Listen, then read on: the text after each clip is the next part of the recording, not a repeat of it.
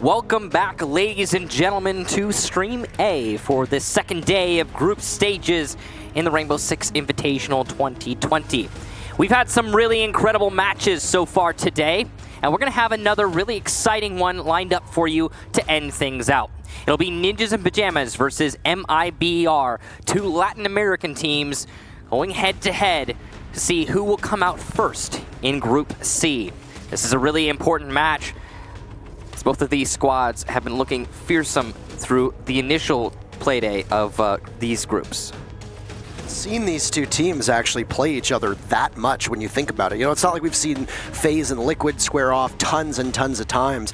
MIBR and NIP have not always been well-traveled when it comes to attending other events like we have seen from FaZe or Liquid. MIBR's actually attended quite a couple.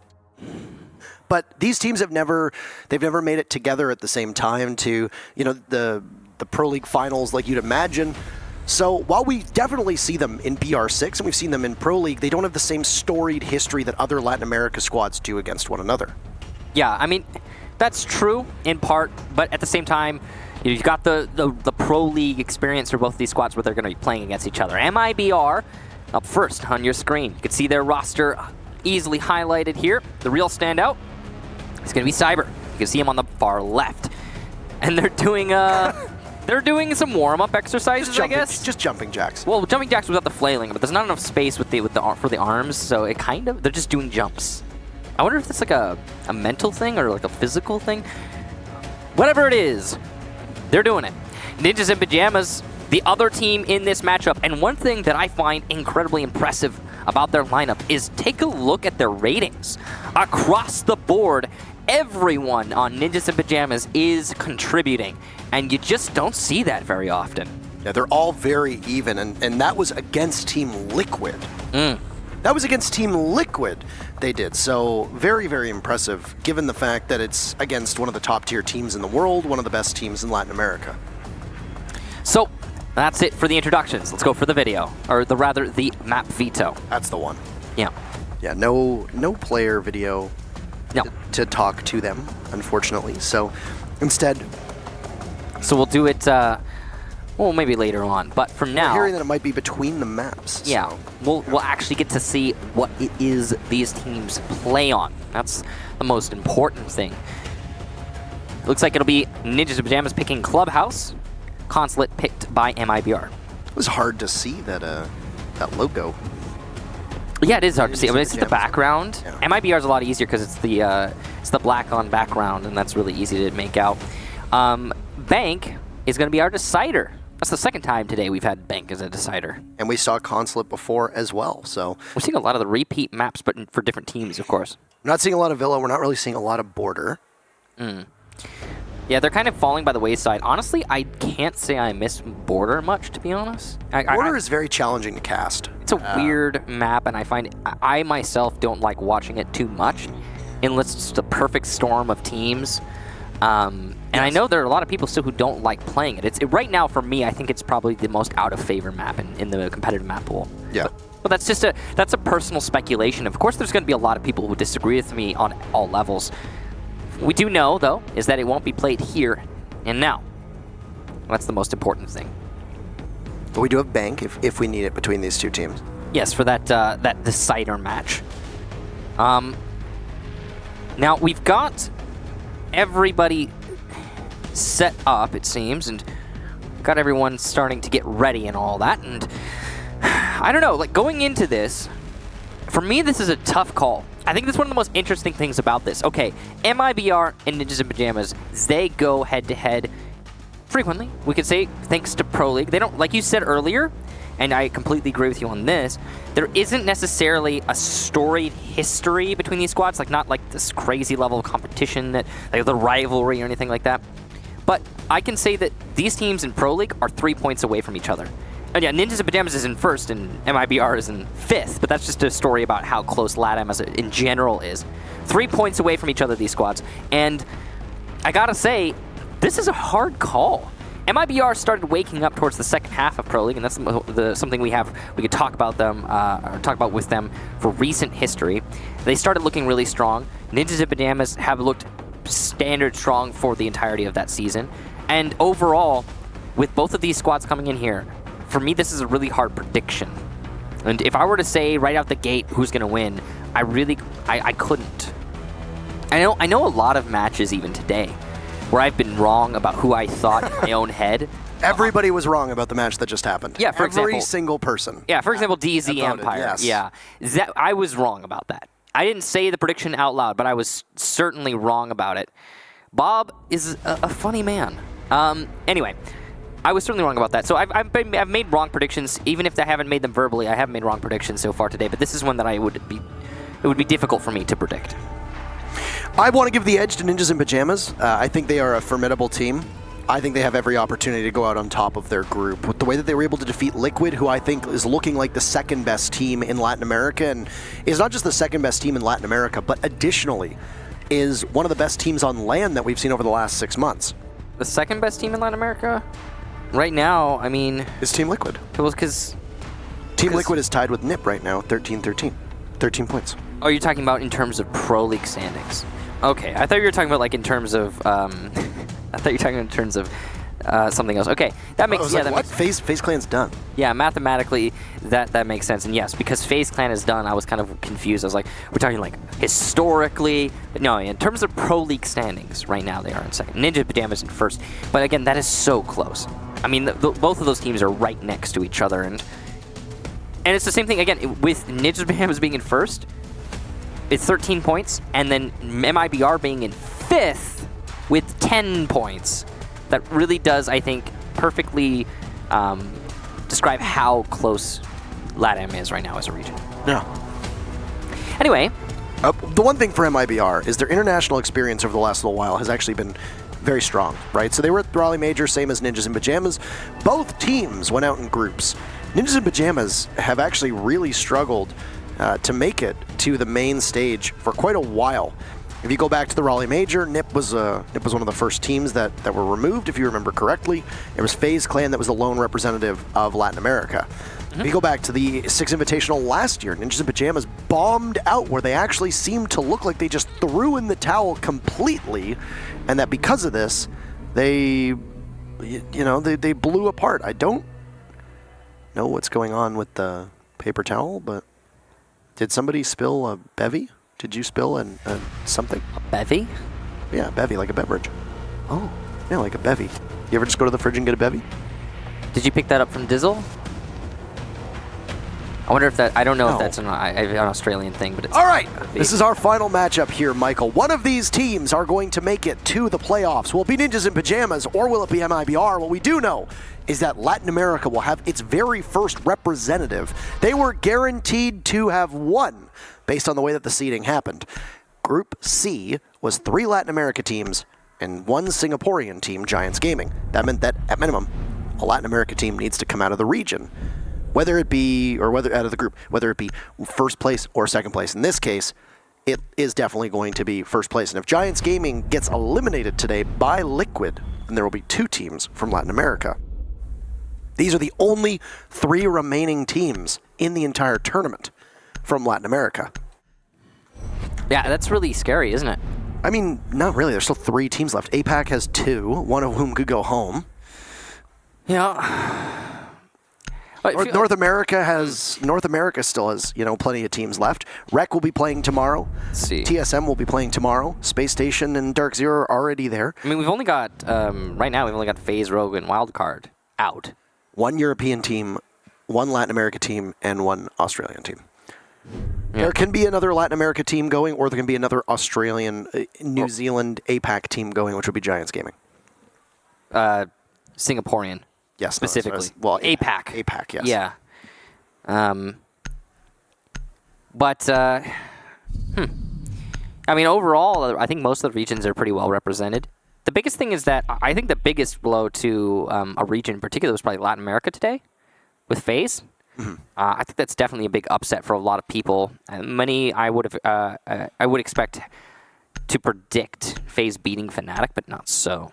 Anyway, that happened in another time, in another place, and here and now, Ninjas in Pyjamas versus MIBR. Clubhouse loaded into map number 1 in this best of 3.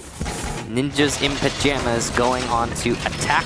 MIBR are going to choose to defend because NIP were the ones to pick this map. MIBR gets the luxury of choosing the side that they start on, which also means NIP choose the side that overtime is on. So I'd imagine NIP would probably have chosen defense for overtime, but we'll only know that if we get to OT. We can speculate. We can speculate. We can speculate, my man. Yeah. So just to reiterate, to be very clear, you pick the map. That means the enemy picks the starting side, and then you, the person who picked the map, gets to pick the starting side on OT. I didn't pick the map. Oh, you didn't? You said you, the person who picks the map. I didn't. You, comma, the person who picks the map. I don't know. Or you, semicolon, the person who gets to pick the map. That's not correct. I don't know. You, the person who picks. Universal you. I thought you were talking to me, Michael. Yeah. What?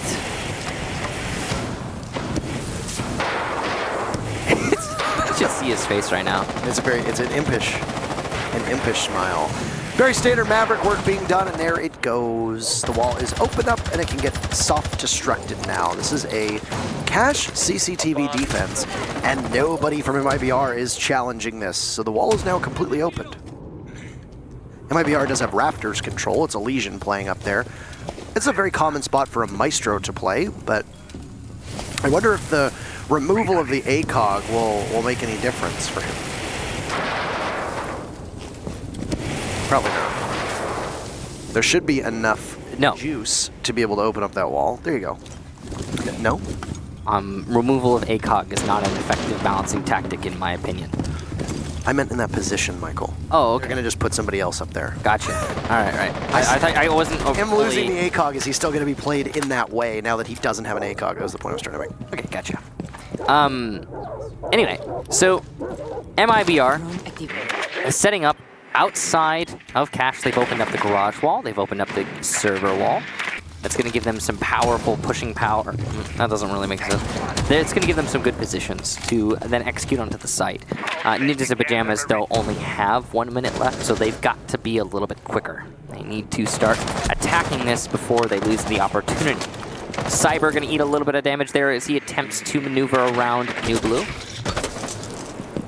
He could do some work here, but he's got to be careful of that upside-down rappel. He's actually trying to challenge it directly. Psycho's going to eat a little bit of damage as he pushes into Garage. He'll get M-King, who had been felled. Hugzord, though, did get a C4 on the Kamikaze, meanwhile. This is a good pick for MIBR, and another one that will follow, too, from Cyber. So, by Julio, by Kamikaze, and by two very strong operators. Still plenty left for Ninjas in Pyjamas. There is no Thermite, so you'll see a Hibana and a Maverick almost every single time. Has he not been spotted? Yes, he has. Down goes Cyber. He takes Musi out before Pino has the trade. So Ninjas in Pyjamas will have to run up the stairs. It'll be left to Psycho as he's inside of the site by B, planting that diffuser. Does anybody know? MIBR seems to know. They'll come in. He might be able to pull this one off. There was a C4. Goodbye. MIBR is going to take the round. Who gets the defuse? That's the real question. It's going to be Bullet. MIBR up 1-0. So, that's a good start for MIBR. Of course, this is Clubhouse, typically defender-sided, but I'd say that was a solid hold there from MIBR. Bullet getting that final kill with the C4, and the disable is in. Technically counts as a plant for NIP, but doesn't really mean very much. It'll be a basement defense next for MIBR. So, the way that played out, yes, quite interesting. There were a lot of lanes opened by Ninjas in Pyjamas, but they didn't get much out of it overall. I would say that it was honestly a underwhelming performance from NIP, considering how well they did in their utility play, considering how well they did in opening up the walls and to establishing the lanes that they also very much needed. I'm kind of surprised, to be honest. And there was another thing. MIBR had a lot of their defensive power downstairs. Two players anchoring the bottom floor, it seemed, as they played it for almost the entirety of the round. Cyber in particular, mainly around New Blue, he managed to get 2 kills before being killed, and it just took way too much time for NIP. Lots of struggling with that. which is curious. I don't think that Nip needed to put so much focus on those players downstairs, but they did. MIBR, a little bit relieved, I'm sure, because of that. They were allowed to focus more intensely on the actual bomb site. Now, we'll be going to the second round now. It's all just one round. There's plenty more to be played between these teams. It's another best of 3. Is it a drone that he just took out that was up there that was placed at the top of the garage? I believe it was, Parker. Unfortunately, I think it's important that you note, or that we note. You have poor eyesight. Yes, we know. I think it's important that we know that the UI for drones is not fully functional. You have poor hearing. Yeah, I do. I'm deaf in my right ear. I have tinnitus. It's very loud. I have tinnitus as well. So. Oh, really? Yes. A lot of people do. Yeah, it's a really common one. Yes. How'd you get yours? I don't know. Probably loud concerts when I was a kid. Just being a goofball. Yeah. It's actually, you get used to it. You kind of just learn to not think about it. It just doesn't really make much noise. So, standard stuff happening here for Ninjas Pyjamas. They've cleared out the roamers of the top 2 floors, I gotta say, very efficiently. 2 minutes left in this round. They're also isolating these retake positions. That's the staircase and the ladder. That means, ooh, that's an impact trick, by the way. We just missed that, but it was one of the Xcaros sets being impact tricked. That's it for Xcaros as well. Oh, yeah, which means Julio's gonna have to open that drop down using his blowtorch because Thermite's banned. I don't think he's gonna do that. It's the kitchen drop. It's too dangerous. 2 nitro cells, lots of wooden floor. That's a recipe for disaster. So you're just going to have to go elsewhere and abandon hope at that point. There's no real chance. Maybe use it on that church wall or even in blue. That'd be my guess. I don't think he got that drone, which means it's going to still be there, and we'll call out later. The player who was using the drone got off, and he's back on, and is now calling out a lot. Julio, with a blowtorch in this position, Julio's going to do so much work. Or at least I imagine he will. He's wary of the player in Arsenal. Oh, but there goes Julio. That's huge. Hugs with an aggressive play by Moto. Julio goes down, and all of your hard destruction is gone for Ninjas Pyjamas now. They really don't have a choice. They're going to have to funnel through the bottlenecks. And with a man disadvantage, that is not an easy task for an attacking team on this site. Not at all, but you can hear the nitro cell rip. There it goes. Goodbye to Pino. As it's a beautiful toss out from Hugzord, the best Kobe impression that he could possibly have. Kamikaze guns down Hugzord. The C8 will not find a second target as Navi's is just better, pops up and removes Kamikaze from play. 2 fire arrows go down, and well, Cyber is as good as dead, and I think he knows that. Oh, he gets away with 1 HP. The Capital will not be able to follow up. His bullet has the cross. Some damage done from the Zolfia, but Musi will continue to just have pieces of his HP chunked away at 10 seconds, and he is as far as you can get. He's just waiting it out. I don't think he thinks he's going to be able to win this, and he's playing like that. MIBR get their second round in a row, and they establish a firm lead. 2-0. It's looking pretty solid on the defensive side so far. Gotta say, respect to MIBR for how they're managing the utility. They got rid of 1 set of Xcaros on that kitchen drop, and that was pretty much it. Yeah. I gotta imagine that's probably why they banned out Thermite. A big part of it is just they are centering their defense around denying that hard destruction, and it's working pretty well. So MIBR have shown up to play on Ninjas in Pyjamas map. They are on defense on a Clubhouse, though. Yeah, so, an advantageous side. Yeah, kind of temper that for just a second, you know? Does it work like that? No, I was checking something. Hold on a second. What? Defenders protect It doesn't. your bombs. Yeah, it doesn't. What's You know, what's cool about that is they can't see it. what's cool about that is we'll never ever mix ours up. So It's true. yeah, We were testing. I was gonna say what we were testing, but that sounds so bad. well now they're just gonna wonder, Parker. I can wonder as well. We're letting them use their imagination. It's so much We're work. testing our tablets. Yeah, so we're That's not what I was gonna say. we were seeing if our pens for our tablets worked on each other's tablets. They don't. They're like paired to your tablet. That just sounds so bad. I don't know what else to say. You didn't need to say anything. It's what? Well, then they're gonna use their imagination, and their imagination is so much worse. Come on, I mean, I dropped my pen. Attack objective is to locate a Oh boy. Anyway, so this is a defender-sided map. It is Nip's pick. MIBR yesterday did play this map against Giants. It was 7-2, and it was a Maverick Echo ban, and there was a Thermite ban as well. So the only hard breacher that was available was Hibana. Now, mind you, MIBR are not on attack yet, so on defense, they didn't have a Mira and an Echo. That looks pretty familiar, doesn't it? So MIBR's defense isn't going to be changed all that much. However, by it being a Maverick and a Thatcher ban, or a Thermite ban, now that there's a Thatcher ban, it is going to make Nip's job a little bit more challenging without a Thatcher, but with a Maverick instead. However, this being a match between two Latin American countries, Thatcher tends to be one of the most banned operators in all of Brazil. And because of this, you know that Ninjas in Pyjamas will know how to play around that. It hasn't really shown yet, though a standard Clubhouse is a successful defensive cache and church, but then that falls off with gym and bedroom, which is where MIBR are defending right now. Yeah. I don't suspect that we'll see a bar stock, but Latin America has played it actually a couple times over the last few play days before the split ended, so who exactly knows? Well, the setup's good for both teams. Right now, Nip hasn't lost anything really on this clear through the jacuzzi balcony wall. And on the other hand, MIBR are well established to hold the push. That is a very risky play from Navi's. Could result in his death. Still plenty of time for the attack to contemplate their strategy and their execution. Honestly, this is going to be make or break. Navi's position, ooh, he transfers over to the main stairs. So not make or break, actually, he falls back. He gives up on it, loses a little bit of HP for that. So punished, but it's not the end of the world. Ninja Pyjamas now into the bathroom. Kamikaze ready to plant in B. They're waiting for the call. Cyber challenging a player downstairs, and well, this is a fight all over the place, but still no full commit from either team. And they're just literally circling each other. Navi's will now head in another direction with Musi holding one angle. Will the Legion be able to creep on up? He gives his position away with a pre-fire. There's the Jaeger to try and capitalize on that, and the Zofia will not get any of them, actually. MIBR do an excellent job as the diffuser gets planted.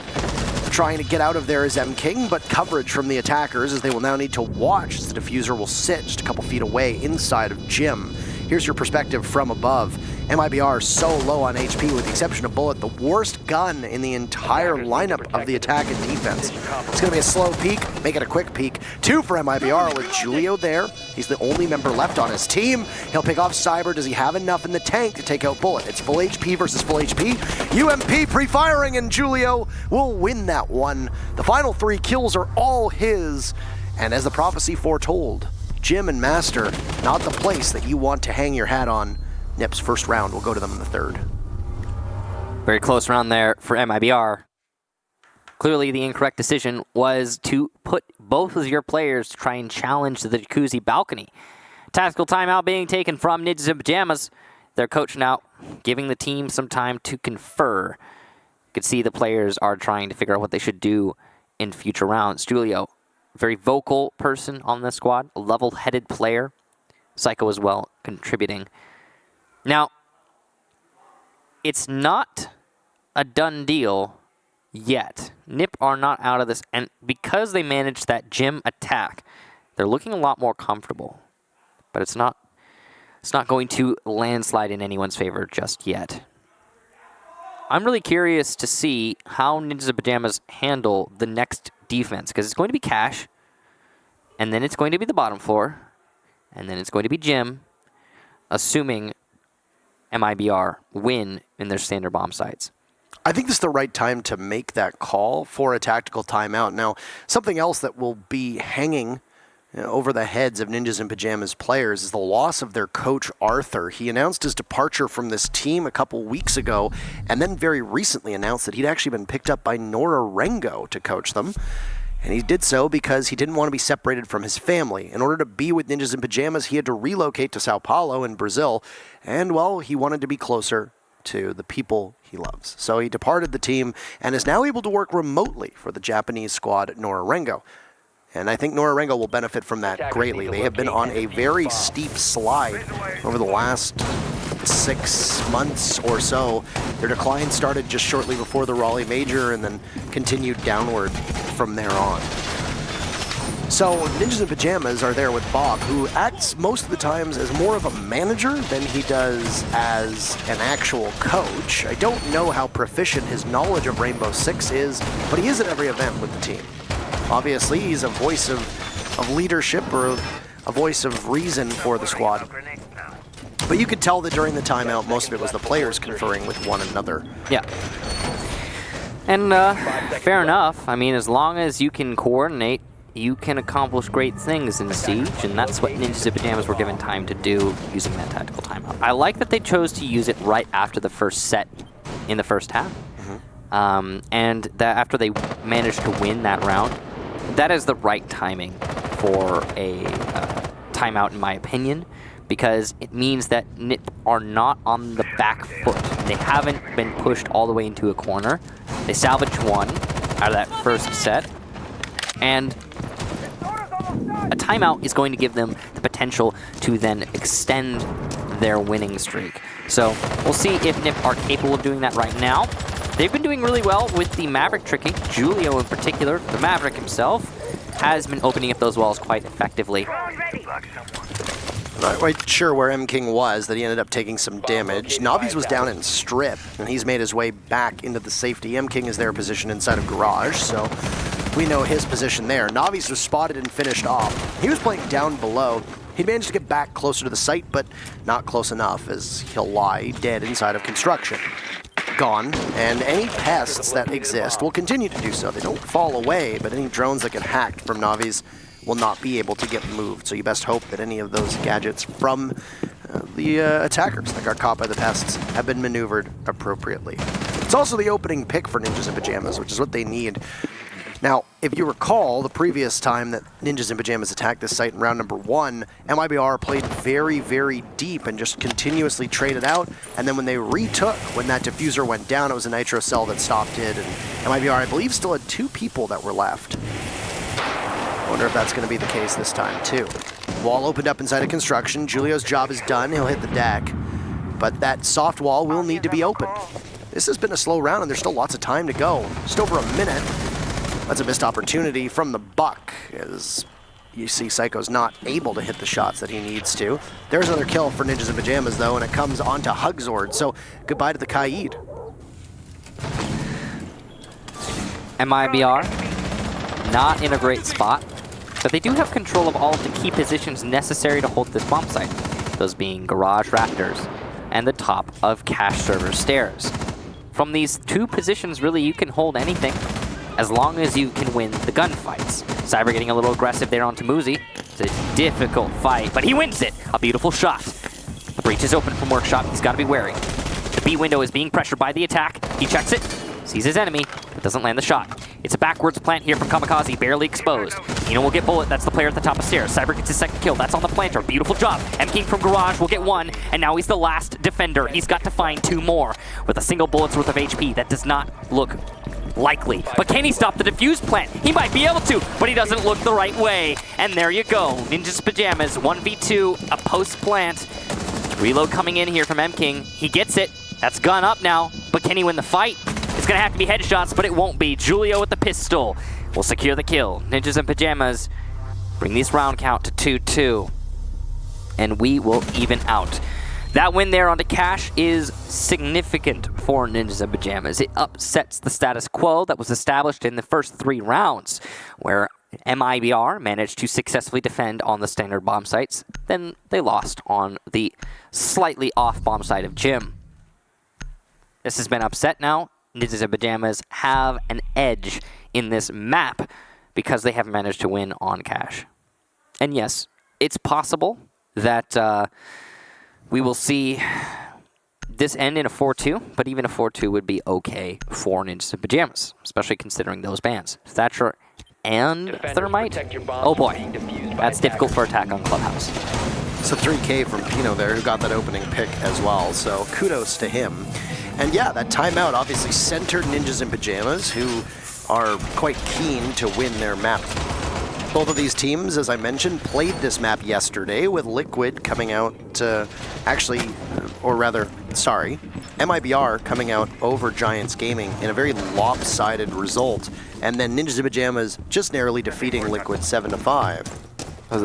So we were right, there's a horseshoe. We were told that we've now been informed that there is a horseshoe, and it is indeed on effect. Yeah, thanks, Polonium. Thank you very much for telling us. Yeah, so horseshoe on, we were right on the map. We got that Now, I was right on that. no, I said I would have guessed Outback as well. I was thinking it too. He's talking to somebody else. That's fine. I'll head to talk to production. Is that okay with you? I feel a little neglected, but that's okay. I can live. My bad. It's okay. All right, so Life moves on. this was much better that we saw from Ninjas in Pyjamas, and I don't think they are particularly happy with it. So what ends up happening? Well, you see, you're going to go downstairs to church. Why? Because you won it last time. You didn't fare so well on cash. Is it the X-Kairos just gets stopped? Or am I not hearing things correctly? I think Kai Electroclaw or maybe an Impact from M-King denied the X-Gyros, yeah. As my ears were playing tricks on me with that one. But once again, no thermite means that your church wall is going to have to be executed on entirely differently. You don't have the same level of hard destructive capabilities, so your Hibana charges, if you don't use them on the hatches, which Maverick will ideally be able to take care of 2 of them because he's in no harm when he is getting the stock hatch and the moto hatch. It's only the kitchen hatch where you have to fear that direct contact. That's where Hibana comes in. But the problem is that there's a Thatcher band, so the Electroclaw that's been positioned by Hugzord, of which he still has 1 in his pocket, is going to just continue to grow in power as this round goes on. But he's juggling over on the church wall rather than doing so over by the hatch. So I suppose there is playmaking potential here for Ninjas in Pyjamas as long as they can get that Electroclaw off the wall. Heartbeat detector at the church wall is going to give positions away. First kill comes out for MIBR, so opening duel is theirs. But then there's 2 for Nip as they just rush right into the site. All right, Ninjas in Pyjamas are in, and they're going to start to get that plant down. Kamikaze's only a few milliseconds away, and there he'll go. He'll be able to get it.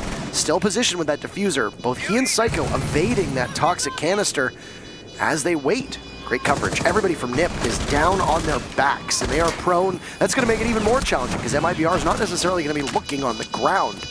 M-King is, though. He gets Julio. There's still 3 more members of Ninjas in Pyjamas. Once again, still holding and sitting, just keeping watch of this diffuser. 1 caught in the cross, so you'll have M-King go upstairs. And there's a logic bomb to add insult to injury. He sees the Hibana, but isn't able to win the fight at all. That is a poor duel from M-King. He just simply looks flustered. And that's 3 rounds in a row now for Nip. Well, round 1 and 2 looked pretty solid for MIBR, gotta be honest. I was expecting that to bode well for them in the overall match. But already it's looking like Ninjas in Pyjamas are starting to wrangle away control. That last round especially was just a highlight of Nip's confidence, I would say, as all they really did was just push their way in through Moto and take control of Church. Psycho in particular, on that entry, just putting in work. He's playing on that Ashe, and there is a reason why. Not a whole lot else to say about that, if I'm being honest. The entry for Nip going unhindered. Being diffused by attackers. They'll bring a Montaigne to make it even easier.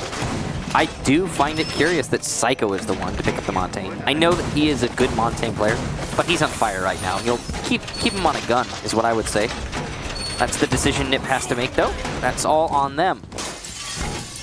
Decision now being made. They will commit.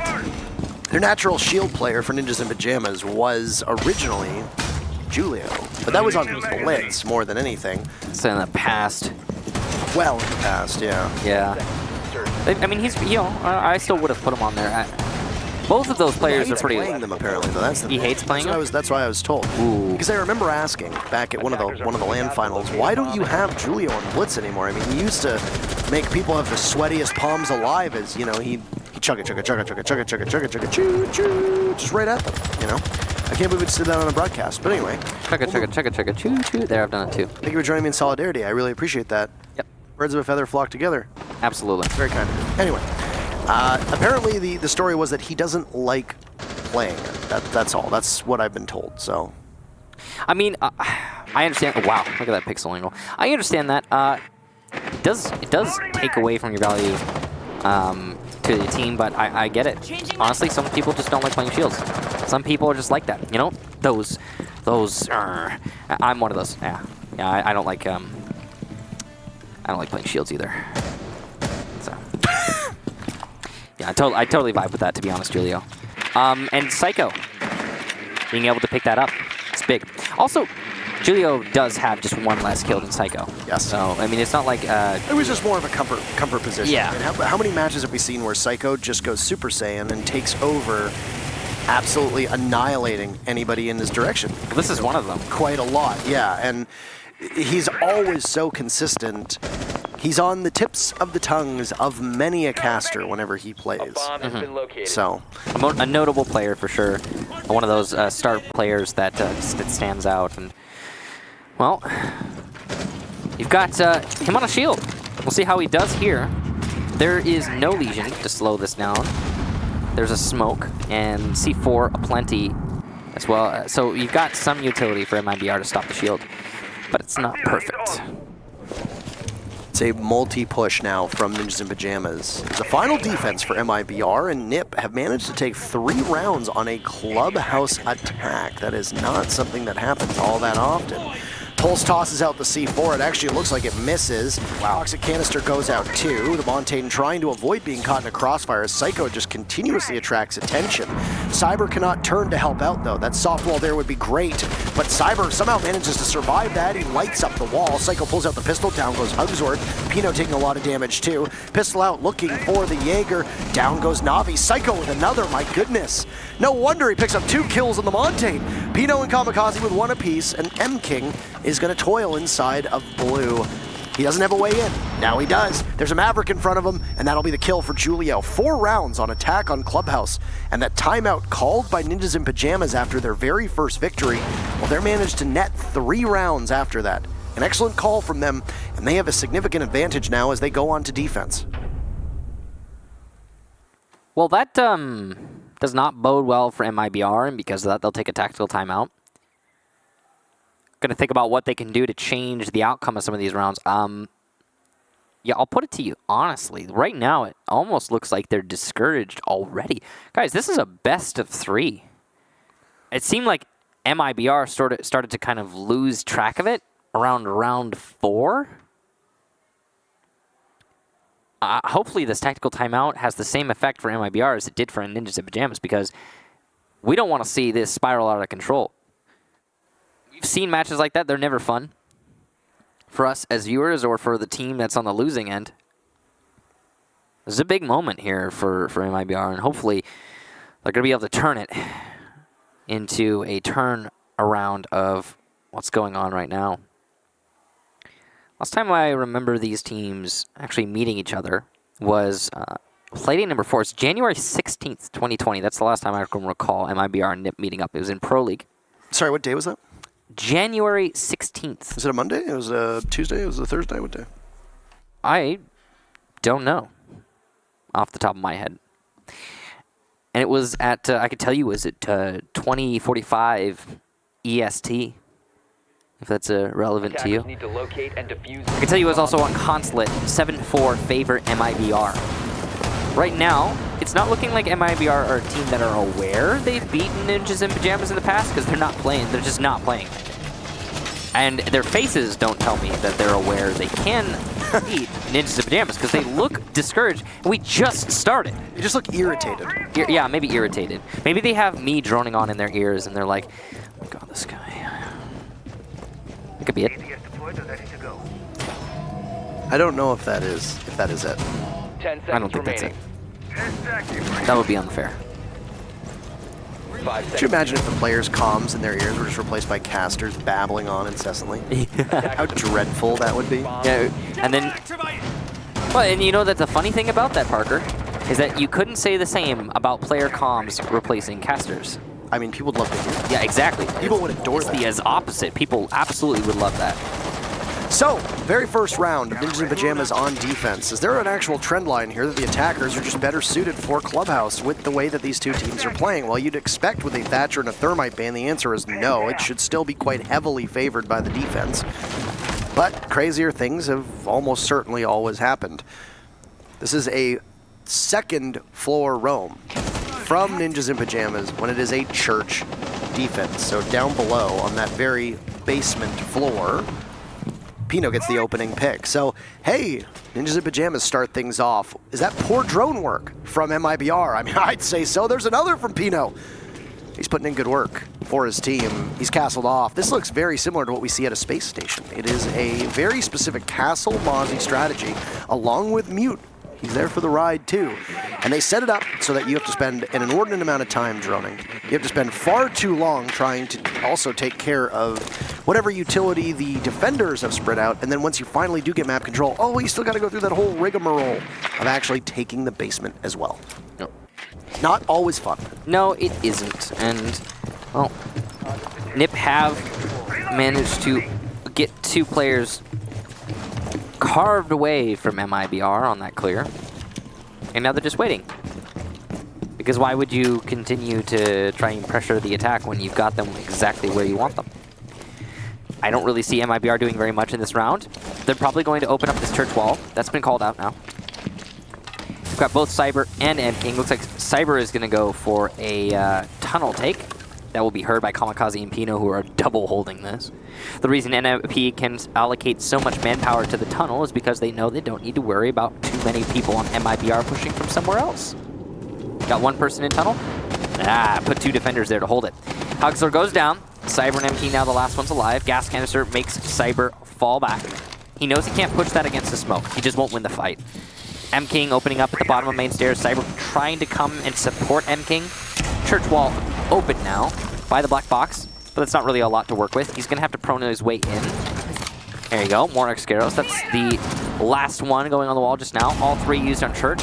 Looks like an impact trick maybe from somebody to get the what would have been a crouch hole. It was the castle, it should have been. Yep. There's a kill from MKing as he marches down the stairs. And, well, barring a miracle, MIBR is not going to be able to get through this doorway without the crossfires being held really well. Kamikaze gets dropped though, so hey, MKing picks up his 2nd kill, but goodbye to MKing. Now it's just the Maverick, and he's going to die inside of Moto. Huge round from Julio, 3 kills for him, 5 now in a row for Ninjas in Pyjamas as they continue their march towards match point. Looking all but over at this point. That was the timeout taken as well by MIBR last round, and so it doesn't really do all that much. I think there was only 2 kills from MIBR, and they were both fairly impactless right at the end. Yeah, no bounce back at all. Oi. Oi, oi, oi. Cache CCTV, next defense here for MIBR. We'll see if they can put up a fight. You know what's funny about this? 5-2, favor NIP. Muzi doesn't have a kill yet. And his team is winning. That's wild. That is absolutely wild. Quite dominantly, actually. I mean, of course, as we always like to say, kills are not everything. Attackers need to But sometimes when you have a player that's not getting anything, kill-wise, it can make it really hard to bring home rounds. Not so for Nib.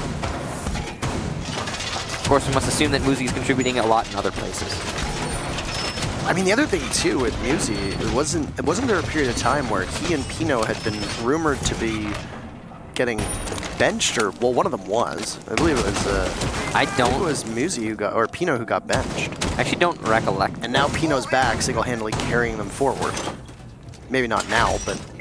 Yeah, Pino's putting in a lot of work with Psycho and Julio, actually. All 3 of them have almost double digits between them. Only Julio's actually broken that threshold, but pretty close for everybody.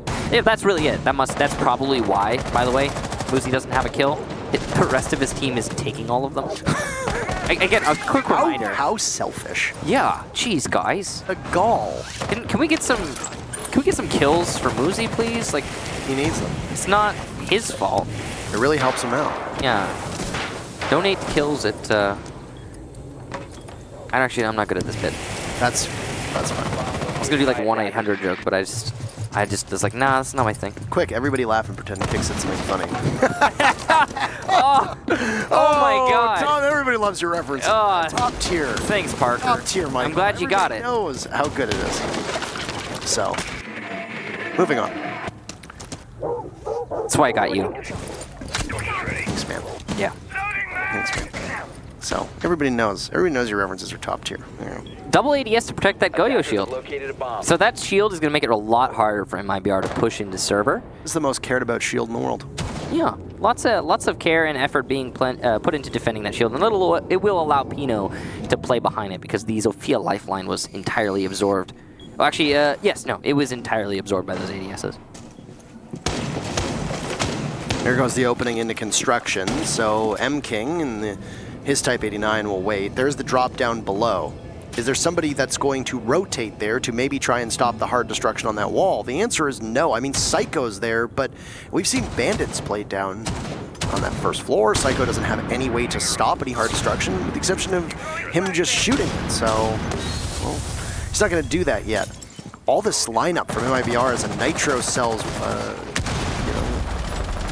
I was going to say a phrase that I'm not allowed to say. I was going to say, but anyway, my point basically was that it is an accident waiting to happen as Pino guns down Navi's. There's your opening pick. Just waiting. Oh, down there's another goes Pino. M King from Pino. Yeah, that shield is obviously putting in good work. Now Pino is gone. Gas canisters doing significant damage to Hugzord. The nade will miss but get the Goyo shield. Muzi gets bullets. Suddenly it's just Cyber and Hugzord. Hugzord being on very low HP. He does not have the luxury of the dock stim that Muzi just used on himself. Cyber eats a shot there, but only limited damage. Kamikaze will finish off Hugzord. Cyber, between a rock and a hard place. He'll get one. Can he get a second? Narrowly misses that shot, and another. But he's on low HP after engaging with those enemies on the doorway. Cyber will die to a single bullet from any one of these three Ninjas in Pyjamas players. He's just languishing on this door with no real option. He's being toyed with, and he will get one more before being eliminated by Muzi, who's getting some kills in this round. He did it. He did it, yeah. He got on the scoreboard. Still, very nice try. Very, very NT. Very nice try there for the Maverick. To try, Cyber couldn't really do it, so it was just a nice try. Solid NT indeed. Solid NT. But that's also match point for Ninjas in Pyjamas. The timeout was burned by MIBR earlier, so this, I think you can safely say that this map is very far out of reach of MIBR. I don't know what it's going to take for them to be able to fix these issues on this map. Consulate is next. Consulate's always been a strong map for Ninjas in Pyjamas, though, so... Yeah. Right now it's looking a whole lot like NIP are walking away with this. It's not done yet necessarily, but I can safely say that that NIP are in full control of this. And most importantly, MIBR look flustered. And I think that's the most difficult bit here. I don't know if MIBR is going to be able to recover from the way that they're looking right now. If I take a look at the Clubhouse stats here, what's actually quite interesting. In recent history, MIBR are actually flawless on Clubhouse, and it's one of their most played maps. They've played it 6 times, won it 6 times. This is MIBR's best map, but it is also one of Ninjas in Pyjamas' best maps. It's one of their more frequently played maps, at least. So, I mean, pinch of salt on the whole thing. That's only stats since November 9th, so of 2019. So it's just a few, it's just a little back there. It's not the entirety of these teams' histories. But, something. It sure is something, isn't it, Michael? It sure is, Parker. Now we're getting pretty close actually to being done this one, and then setting us up for map 2, yeah? Yeah, we are. We're getting there, and I got to be honest, it doesn't really feel a whole lot like there's much of a struggle going on here. Right. A hard contrast to our previous match of the day, or not previous match of the day, but previous match today is this one, because it's just Ninjas in Pyjamas are walking all over MIBR ever since round number 2. We are currently looking at 6 rounds in a row for NIP, regardless of the side attacker defense. Carving up the wall leading into Gym Master is... I'm not sure what Hugzord thinks is going to happen here. I think he's just looking for a Valkyrie camera, but he can't spot it. If there even is one that's been out there. I mean, there could be. There was one on the roof. Maybe that was shot.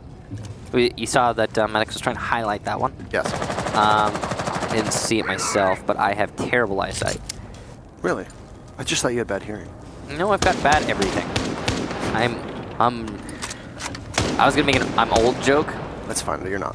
but I'm not, yeah. Somehow that Maverick did not extend all the way to the end of the gym wall, so because of this, you're going to need to go back there and carve out a little bit more of it. And whether Cyber will be able to do that or not is a question that needs to be asked right now. I guess they're just going to only open up half of it. MIBR nading in there. We'll get one of the Goyo shields. But that's about it. They Yeah. were worried about ADSs from Musi. They don't have to be worried about it because there aren't any there. So they take out just a little bit of utility. But outside of that, there really hasn't been all that much. NIP are evading this onslaught right now from MIBR very well. And this Frankenstein hole that's been opened up onto the wall of Bathroom will not allow for easy entry, if entry at all, from MIBR. So they'll have to go somewhere else. They might be able to crouch on in. Kamikaze opening pick, Psycho one of his own. Oh. Beautiful play from Bullet, and that's 2 of them downed and finished off. So he'll punch that window and get 2 for the price of 1. Still, it's a 3v3. It becomes a 2v3 as Diffuser starts to get planted by M-King. There's nobody below to stop this. Ninjas in Pyjamas don't have any idea that this is going down, and they will immediately scramble. Very good spot for MIBR. 1 kill, 2 kill, looking for the 3rd. Are they going to be able to collect Musi as well? He's only got 2 frags so far. He got them in the previous round, but he is locked inside of Logistics office, and he's going to need to figure this one out. This is the best round that we've seen out of MIBR since the start of this map. The angle's going to be held onto the stairs. Musi's not going to be able to get past this. Oh, he wins the fight! Immediately turns onto the Hibana. Doesn't take a chunk of HP off of M-King, though. Play on the window. No, they're both inside of Jim. He's running out of time, only 4 seconds. This'll be it. The death throes of the round for Ninjas in Pyjamas. Even if he gets a kill, it's just stat padding at this point. But you might as well sit next to the wall. The round is MIBR's. They will hang on.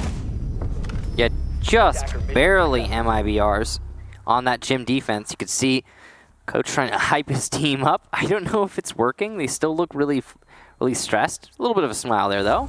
Just a smirk. Oh, a little bit. Why does Nip look stressed suddenly? They're up. You're up 6-3. You just need one more round. You don't need to stress a gym defense.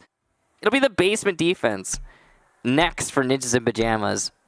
That last round was interesting. A couple of things that were major there. MIBR lost their hard destruction, their Hibana Xcaros on the bathroom wall, thanks to a C4 tossed out from someone on Ninjas in Pyjamas. We got to a point where Ninjas in Pyjamas have 3 players with 10 kills. And then, not quite 10 kills between the other 2 players, but I actually thought it was, 5-3, so I would say I was almost there, but it's not. It's 4-3. Anyway, I'm talking about the last 2 players on NIP. What we do know is that NIP get to defend probably their best site now in an attempt to lock out this match. This should be a 7-3. If MIBR managed to prolong this, then I would be surprised. Map number 2 for the series is MIBR's pick. It's Consulate. Consulate is a okay map for MIBR. It's an okay map for Ninjas in Pyjamas. For both of these teams, honestly, it's not fantastic. It's not terrible. From recent history, since November 9th, 2019, leading up to now, MIBR have played Consulate a total of 7 times and won it 4 of those 7. No draws. All the rest are losses. On the other hand, Ninjas in Pyjamas have played it 3 times with 1 win and 2 losses. So yeah, it's not the best map for either teams. Really, slightly better for MIBR, I suppose. They played it a whole lot more, so that does mean something. Now this round, it looks like it's going to be an extended roam from Ninjas in Pyjamas. We'll see how they manage that. They're going to be putting themselves in the main bar. Castle Barricade is really important here, as it will allow Julio to fall back. I'm curious if there are any roamers upstairs. There is 1 roamer tucked away in Garage, that's Musi. Other than that, I don't think there's anyone else. No, correction, there was Pino, but he got away somehow. It looks like NIP are expecting someone to get aggressive there, but no one did. Pino will make it through the drop down and home to the site, even though he lost a lot of HP. Is Julia running the shotgun? Oh, there's hello! Turn around, Cyber, goodbye. No, it's the UMP in the hands of Julio. Yeah. Oh, it's the extended barrel, that's why. I was like, what the? Yeah. Musi is still going to roam, too. That's the dangerous thing. He will rotate over to the window of New Blue. This will give him a route back to the site. possibly could have given him a flank kill. That's why he decided to go this way. But also, most importantly, he can now fall back to the site safe. He deliberately did this to try and give his position away to see if anybody would be able to catch him. Wow. Smart play there from Muzi. Flash goes in, full stuns him, but he'll fall back to blue before the attackers can capitalize. Smart play there from Muzi all over, not only in the roam. The position he chose is very rarely droned. It's underneath these stairs in garage. And then, right there in that little corner. And not only in his position he chose, but also the timing of his flank. After the castle barricade was broke, that castle barricade, when it breaks, does make a loud noise. He heard that, started pushing his way towards main door. Then the rotation, it was a bait out from Muzi. If either to waste time or to bait someone into peeking him, it doesn't really matter either way, it worked well. And then he got back to the site safe and with full HP. The castle barricade is still there. There was a frag grenade that got tossed down. I don't know if they were expecting to be able to take care of it, but it didn't go. So it'll persist for now, which means that Muzi only needs to watch one angle. He takes a couple punches to the shoulder. Psycho with a C4. That'll be M-King gone off the board. Hugzord finds Kamikaze. Muzi was still being watched as well in blue as you just lurch through the toxic canisters. Hugzord taking so much damage. Bullet expending as much of his magazine as he can, and there's one from Muzi. It's just all on Bullet. Beautiful flick, but it might be too little, too late. 3 kills to find, and not even one. That's map 1 for Ninjas in Pyjamas. They will take that with an exclamation point. 7-3. It's their choice, but still, that's as impressive as ever against a team as good as MIBR. So I gotta say, that was a pretty one-sided event. Ninjas in Pyjamas locked that up pretty soundly. They're looking in good form here. MIBR, on the other hand, serious struggles going on. They're going to need to correct that moving forward into map number 2. It is a best of 3, but it feels like that round right there is going to be a large exclamation point for Ninjas in Pyjamas, and something that Ninjas in Pyjamas are going to have to continue forward. MIBR will have to consider. That was a brutal C4 later. Just a great start to this matchup as well. I thought it was going to set a really explosive pace. There's another one too. But no, there's for some particular reason, I'm not really sure why, MIBR just fell apart. Ninjas in Pyjamas winning 7 of the next 8 rounds, looking defiant while doing so. They only dropped 1 opening duel, 2 opening duels during that time. 1 opening duel. They managed to get the diffuser down 3 times, and they swapped sides to defense. So here's the thing that's really interesting about this whole ordeal. Honestly, MIBR looked great in the first 2 rounds. And I know that the tactical timeout's going to give NIP some momentum because they'll plan out what they're going to do and they'll think about how they're going to adapt and all that nonsense. I mean, that's important. It's very important. But it shouldn't dismantle your entire map. That's not the tactical timeout at that point. That's just MIBR losing control of maybe their emotions, not sure what, but very problematic there for MIBR. They're going to need to correct that in the future. Now, Clubhouse obviously is a very defender-sided map. It didn't really help all that much when MIBR was on defense because NIP ran up the score on attack and then clobbered them on defense. When we look at a map like Consulate, it's going to be decently fair. It doesn't matter what side they start on. I'm going to guess that they're probably going to end up swapping sides with NIP likely starting on defense and having MIBR on attack. But it's a very linear map. It's quite restricted at what you are capable of doing. And it's also a good map for NIP, even though it is MIBR's pick. But before we get to that, we have a video for you for the thoughts on these 2 teams after yesterday's matches.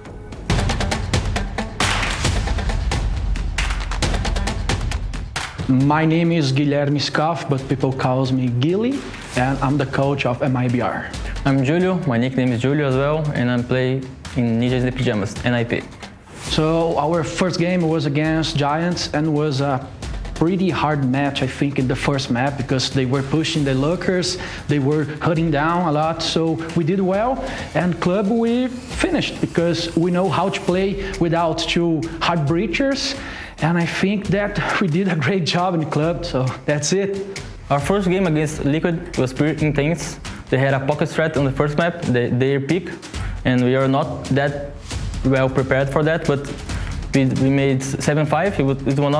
It was close, and the other maps, and the second map is Clubhouse. It was our map. We were prepared, and we were pretty good in Consulate too. So it went pretty well. We stayed focused mentally, and that helped a lot. Our next match will be against NIP. They are very strong, they are very aggressive, and the point of play against a Latin team that we know how to play against our brothers, you know, so I think that will be a great match. Like our next opponent is MIBR, Brazilian as well. They, compared to Liquid, they're more aggressive team, more unpredictable. So we know that. Like all the Brazilian teams know each other pretty well. Like we scream a lot, and I think we are prepared for them. We made some strats for them too, like Liquid, and I think it's like that. They are pretty aggressive, and we too. So against NIP, I think the best quality of them is the aggressive. Mainly about the Muzi, he's very aggressive with the Jäger. Psycho either, it's too good. Well, I think that will be a match with a lot of bullets actually. I think the biggest strength of MIBR is that they are pretty good shooters and they are a little unpredictable and pretty aggressive. So it's hard to do what they are doing. So NIP, I think that we are ready, and of course it will be a great match with you, my mates of Latam. For MIBR, I hope we do a great game, like we did with Liquid, to defend, and I hope we won. And that's it, but I hope like 2 teams from Brazil came from the group. Yeah, it's gonna be a crazy game. An awful lot of respect there from both of those members of MIBR and Ninjas in Pyjamas, and they echoed each other's sentiments a lot. They're going to be aggressive teams, a lot of bullets, they said, a lot of shooting, they said, really good aimers, really good shooters, etc. And I don't think they're wrong at all. So you get a team like MIBR that should be better than that first match. What goes wrong and how do you fix that? MIBR looked like they were unprepared for what was being brought from Ninjas in Pyjamas, whether it was just simply that NIP was catching them off guard, that MIBR didn't do their homework. I'm not really sure, and I mean, we'd have to review the tape, but the usual gunplay of people like Bullet, of Cyber, of Navi's, was just not there at all. M-King and Hugzord, they don't really contribute the same way with kills, so you can't really rely on or expect them. Is that an OK tattoo on Julio's arm? That is. That's that. Isn't that One Punch Man's face? It's the One Punch Man OK Yes. tattoo. Sorry to interrupt, Parker. No, that's, you know what? That's pretty important to get out there. So I didn't know that he had that. That's hilarious. they are actually, most of these players are actually quite well tattooed. So Oh yeah, no, definitely. Yes. Honestly, a lot of the players coming out of the Latin American region have some pretty impressive. Nesk has some really nice ink. Zig's Yeah. tattoos are gorgeous, even though Zig is obviously not a competitor anymore. Mm-hmm. So, with that said, let's look to Consulate as our very second map between both Ninjas in Pyjamas and MIBR. Speculation was correct. It'll be NIP starting on defense, MIBR on attack. There's no real advantage here on this map with where you start. Obviously, we are in a more defender-favored meta, so defenders, by and large, would probably prefer to start on defense, or teams rather prefer to start on defense. But it's not a requirement, and there are teams that obviously, like we just saw on Clubhouse, when Ninjas in Pyjamas absolutely dominating MIBR when NIP was on attack, you can make a chicken out of a feather when it comes to attack versus defense. I actually have no idea. Make a chicken out of a feather? Yeah, it's a quote. I don't know if I don't got it right. Anyway, That's like that one saying, you can't have your cake and eat it too. It's like, yeah, but that's what, yeah. But then, just sayings that don't make sense, basically, is what I'm trying to say. defensive bans or bans from NIP were Capitao and Echo, a Thatcher, and a Valkyrie banned out from MIBR. But it's like some saying that actually did make sense originally, but got distorted over time. I think the idea behind having your cake and eating it too is that like you can't benefit from both. Like you can't. Right. Yeah. I get. Yeah. So I don't know. What is this, philosophy class? This is not. This is. Well, I think we're playing Rainbow Six Siege. I believe so. Consulate by MIBR. Did they play it yesterday Locate and defuse bomb. against Air or Giant? I almost called them Airwolf. I want to keep calling them that. It's so confusing. No, they did not. Did Ninjas in Pyjamas play it yesterday? Yes, they did. They played Consulate yesterday against Liquid. In fact, if you remember, that was the map that they defeated them on, 7-2. And that was where NIP put it away. And actually, I was watching that match after I was done casting. I was very, very surprised by how good Nip looked. And honestly, it was also partially that Liquid just didn't really show up as much as you'd expect. That's a pocket mirror strat that gets put downstairs, as it's going to be a Teller's Archives defense from Nip to start. That is not usually the sight that you see unveiled on the very first round, but unpredictability is obviously something that Nip like very much. I've seen a lot of people asking why there's extended barrel so frequently being used on the Vector. It's because that gun has so much damage drop-off. I mean, most SMGs have pretty significant damage drop-off at range. An extended barrel is a tool to use to correct that damage drop-off, but Vector especially. There's actually a lot of SMGs, though, that do have that high damage drop-off and don't get the extended barrel used frequently on it. Pino is going to get M-King, start things off. He's going to go for another, and he lands the shot onto Bullet, so all right. That's a heck of a start for Nip, but there's a response from MIBR, and now we're at a 3v3, less than a minute into this round. Should note that on January 16th, that MIBR defeated NIP 7-4. I believe you mentioned that earlier on this map. So when these two teams played each other, MIBR came out on top and did so on Consulate. So that's obviously something that if you're NIP, you have to keep in mind of. It also means that you could have possibly learned from that from the lessons that MIBR taught you. So, but that was a very quick answer back from MIBR, and it was impressive because they did not really have much control or even really that many teeth when you look at what happened in map number 1. More of that, please, from MIBR. All right. So, Pino, the only player on NIP right now with kills on NIP, still alive, so there's potential for an ace. It's not too far gone. Wait, what? Cyber has stunts on Buck. That's a mistake. That's a mistake. He pulled out the stun and he's like, oh no, are you freaking kidding me? Oh no. And no, the game is not kidding, he's got stuns. Doc play around that pillar and down goes the Buck and everybody else too. Pino, was that 4 kills for him? And obviously Bob is very happy, as is Julio. That's the start you want. A nice 4K. It's Musi who actually gets the last kill, but the ace was definitely possible for him. Nip already up 1-0. So good start there from Pino. We'll go to the bottom floor for Ninjas and Pyjamas next. See how that goes for them. Tellers went fairly well. And given how Tellers is successfully defended from NIP, you could pretty much say that they can hold anything at that point. It's a difficult site to hold. Most teams will avoid it on the defensive side, but not so for NIP, and they come out victorious. Of course, you could attribute that to mostly Pino's efforts. More conventional bomb site here now, Michael. Yes, it's the bottom floor. Yes. Yes. Yes. Down to garage they go. Yeah. I don't think that we're going to see the same kind of gamble being taken by NIP. However, Sim. yes, it is. Yes, in Portuguese. Very good. Very good. I just don't have the accent. It's fine. Wait, what are you, Milos? No. Is that Portuguese? Now. 5 seconds to insert. Great. Anyway, there's going to be a heavy roam. You can see the lineup. We say it so many times, and we're going to be blue in the face here. Mute, Mozzie, Vigil.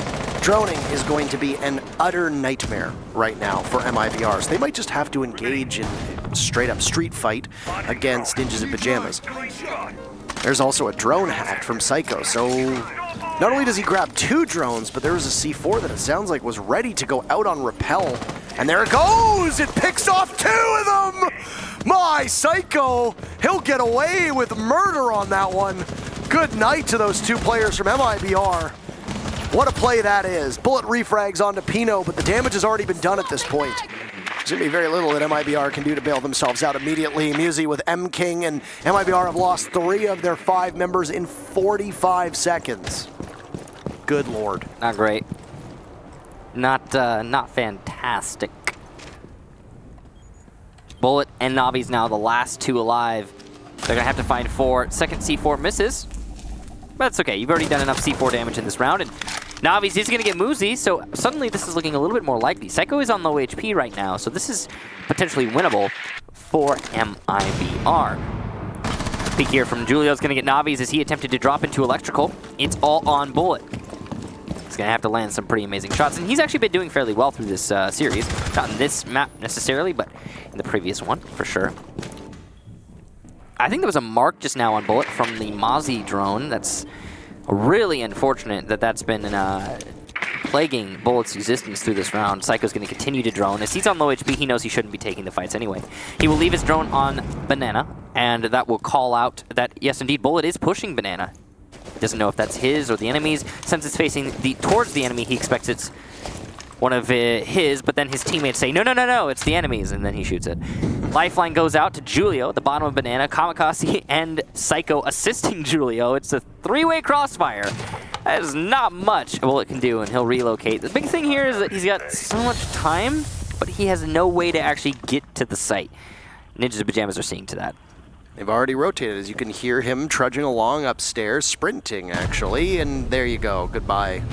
On the yellow stairs, he's as good as gone. That yellow smoke from smoke, and then just for a second as the smoke disappears, Ninjas and Pyjamas capitalize off of that. They've got the opening duel, and now they're up 2-0. Looking pretty good for Nip. Looking pretty solid here. I don't know what happened to MIBR after round 2 in the first map, but here in the second map. Why are you talking like that? I don't know. I'm just trying to be facetious to try and lighten the mood. The demise of MIBR is what we're witnessing right now, or at least that's how it seems. It's not looking a whole lot like MIBR are giving us, like they're not suggesting to me that they're going to start coming back right now. So I'm trying to inject some I'm not very good at it. I'd never say that. I think you're funny, Michael. Hey, at least you do. Thanks. Reminder to everybody, there is another match going on right now. It is occurring on Rainbow Six Bravo. It's Giants Gaming, Singaporean team. You might have known them as Aerowolf for quite a long period of time. Well, they've been picked up by another organization. They're going up against Team Liquid, fellow countrymen of Ninjas and Pyjamas and MIBR. They came a long way from Brazil. I believe Nip boot camped as well, so they're obviously quite prepared for their matchup. They lost in Ninjas and Pyjamas yesterday in what was a stunning match for an awful lot of fans, and Team Liquid tends to be the most popular team in Brazil by a country mile, or Brazil, I should say, country kilometer. Anyway, they're playing. Because they use kilometers? Why else would I say? I don't know. Who raised you?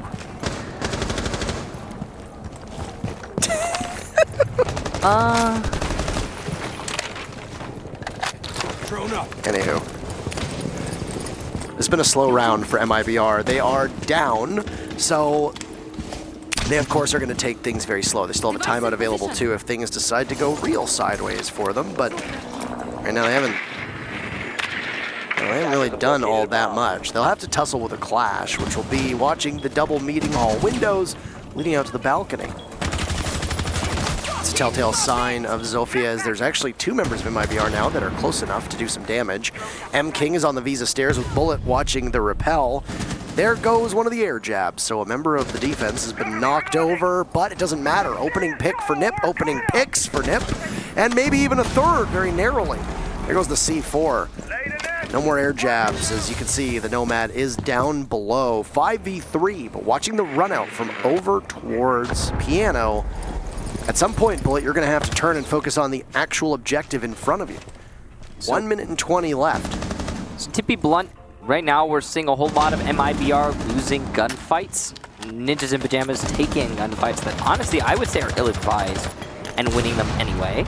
Pino will be dispatched by Bullet, but Bullet loses a lot of HP, and that's because Pino went for a run out. That's not necessarily Bullet going for the aggressive play. That means that the anchors for MIBR are still well situated, and I don't expect this to spiral out of control for Ninjas and Pyjamas, By attackers. especially with the clash in play. Going up towards Soda, it's going to be a large distraction for MIBR. You've got Mozzie coming to the rescue. In this case, it's actually Muzi on the Mozzie. Try to say that 10 times fast. Mute Jammer will also be there just to stop a drone from going out, past Long Desk, and all these calls being made from Julio, who is back, reunited on a shield operator. Muzi will rotate. They have plenty of opportunity to do so, but he's going to hit an air jab on the way down. Manages to get back up and continue going, or at least sure sounded like he hit an air jab, unless my ears are playing tricks on me. 15 seconds. MIBR may be starved for utility. They're also starved for kills, and they're starved for wins. Down goes Hugzord. His round is basically over, as there's another one. Psycho, 3 kills, and it's a flawless round for Ninjas in Pyjamas, or very nearly a flawless round for Ninjas in Pyjamas. Really well done. I could hear Bob from here. Yes. Very excited for his team, and rightfully so, as now they have gotten 3 rounds in a row. MIBR look... Devastated. Yeah, that was the word you took the word right out of my mouth. Absolutely devastated. Oh. That round was a whole lot of, again, Ninjas and Pyjamas taking fights, winning fights. They took 2 early on, won those. A couple lost ones here and there, but then they consolidated. Nip decided, oh, we're not going to get aggressive. We're going to play this smart. We're going to wait it out. They did just that. MIBR start coming in from top yellow and from long desk and are absolutely shut out. The reason they diverted so much manpower to top yellow is because of the clash. Clash at long desk from Ninjas in Pyjamas was a seriously powerful force for Nip. It eliminated a whole lane for MIBR, and it didn't seem like MIBR were ready or capable of dealing with that. And that is the story, guys. That's that round, basically. MIBR not ready. A whole lot of that going on. I guess this answers the question as to whether the MIBR bundle will really make you a top-tier player. In this case, the MIBR bundle is actually not quite doing what you'd expect. It Very is not. Yeah, maybe they forgot to equip it. Maybe that's the problem. I'm not entirely sure. I don't know. Let's look at. I think it's on Cyber, right? It's the. If I'm not mistaken, it's the bug. And yeah, no, they've got it on. I don't know. That is. That's tricky then. We see the top down on Cyber. Make sure he's got the actual uniform on. He has the full uniform. Yeah, on. he's got it all on. And skin. Yeah. What is this? I guess the MIBR bundle is just. It's coming up short today for MIBR. That is, like I said, that's tricky. That's unusual. It happens. A lot of these rounds as well have been what I thought wasn't going to happen, but has been happening, which is lots of run-out potential. Lots of Nip chasing frags through windows and through doorways. There's another opening pick for Ninjas in Pyjamas. MIBR is putting in a really poor performance in this matchup, and unless they turn something around very quickly, this match is going to effectively be over. Frag grenade gets tossed up. It falls short of hitting Psycho. Doesn't even nick him at all, but Bullet will instead. The moment that Psycho gets up, he gets dropped by the Zophion Repel. Finally, there's a fighting chance here for MIBR, and it will get better now as Muzi is dropped. So MIBR will now have an advantage. Solid position for MIBR. A one-man advantage. Not unwinnable for Nip. Solid delay from Ninjas in Pyjamas on the top floor roam. Pino will fall back, trying to persist, and he'll get back to that middle floor. It is, of course, going to be a push down Visa stairs now that MIBR have control. This is actually interesting. I don't know if that's the right play for Bullet. He hasn't cleared out the top of Visa stairs. Normally there'd be soft destruction above where Julio is, and then someone would play on that soft destruction, preventing the position that Julio currently holds. That just hasn't happened yet. And that is going to allow Julio to persist there. Pino retaking upstairs at the top of Spiral / long desk. He'll get Navis. Now an even man count. MIBR are so close to the site, they can absolutely taste it, but they have so much more work to do before they can begin to pull off this execute. Hugzord is going to be holding onto that diffuser. There's a drone that spots out Kamikaze, followed up by Bullet as Julio had retreated downstairs, but is now back. He'll watch the one opening. He knows it's coming. Great patience. He actually sees two. There's a vault in. He gets one. Immediately pivots to look for another, but he will seek refuge instead. A pre-fire as the Zofia continues to move. Those pings from the Alibi clone are so important, but Julia will now need to clutch. Stunning herself as the Zofia as Pino falls. Julia still has the Vector in hand. He hears the C8 to his right. He can't turn. It's actually to his left. Sees the Zofia, but doesn't do enough damage. That Vector is just not the gun that he needed. And MIBR manage to stop NIP's dominance. It's a victory on the Teller's Archives bomb site. They did it, Parker. They won a round. MIBR putting up a fight. Impressive stuff. And Ninjas in Pyjamas are going to have to consider what just happened and try and correct course, though I fully expect them to do just that, to be honest. Right now, it's looking like a really solid match still for Ninjas in Pyjamas.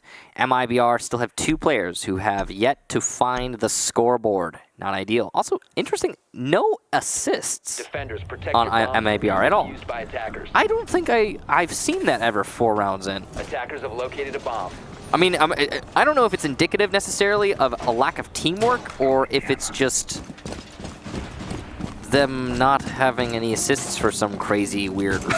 I don't know. It's strange. It's just weird. Stats are broke. Please fix. Beep boop. Well, they're not actually, but yeah. Yeah, but I was making a joke, Michael. It's humor. When you were programmed in the lab, Stop I it. skipped over that part. Oh. Your mom was like, should we make him understand humor? And they're like, well, there's this video game that's going to come out that he could be really good at. And she goes, can I sacrifice the humor for him to be better at it? And they go, we think we can arrange that. Oh, come on. So instead of getting a humor chip, you just got a second Rainbow Six chip, which is why for a period of time, Kix was Bay. What? Yeah, Rainbow Six. Bay? Bay. Kix is Bay. People know that. You think Kix is Bay? Tell him. I don't know what... Tell him. Tell him if you think he's Bay. Take to social I'm media and very let him know. confused. Take to social media and let him know. Uh-oh. Don't do that. You're in so much trouble now. Anyway. What are you doing, Parker? You're burying me. I don't know how to handle this situation. I feel very exposed.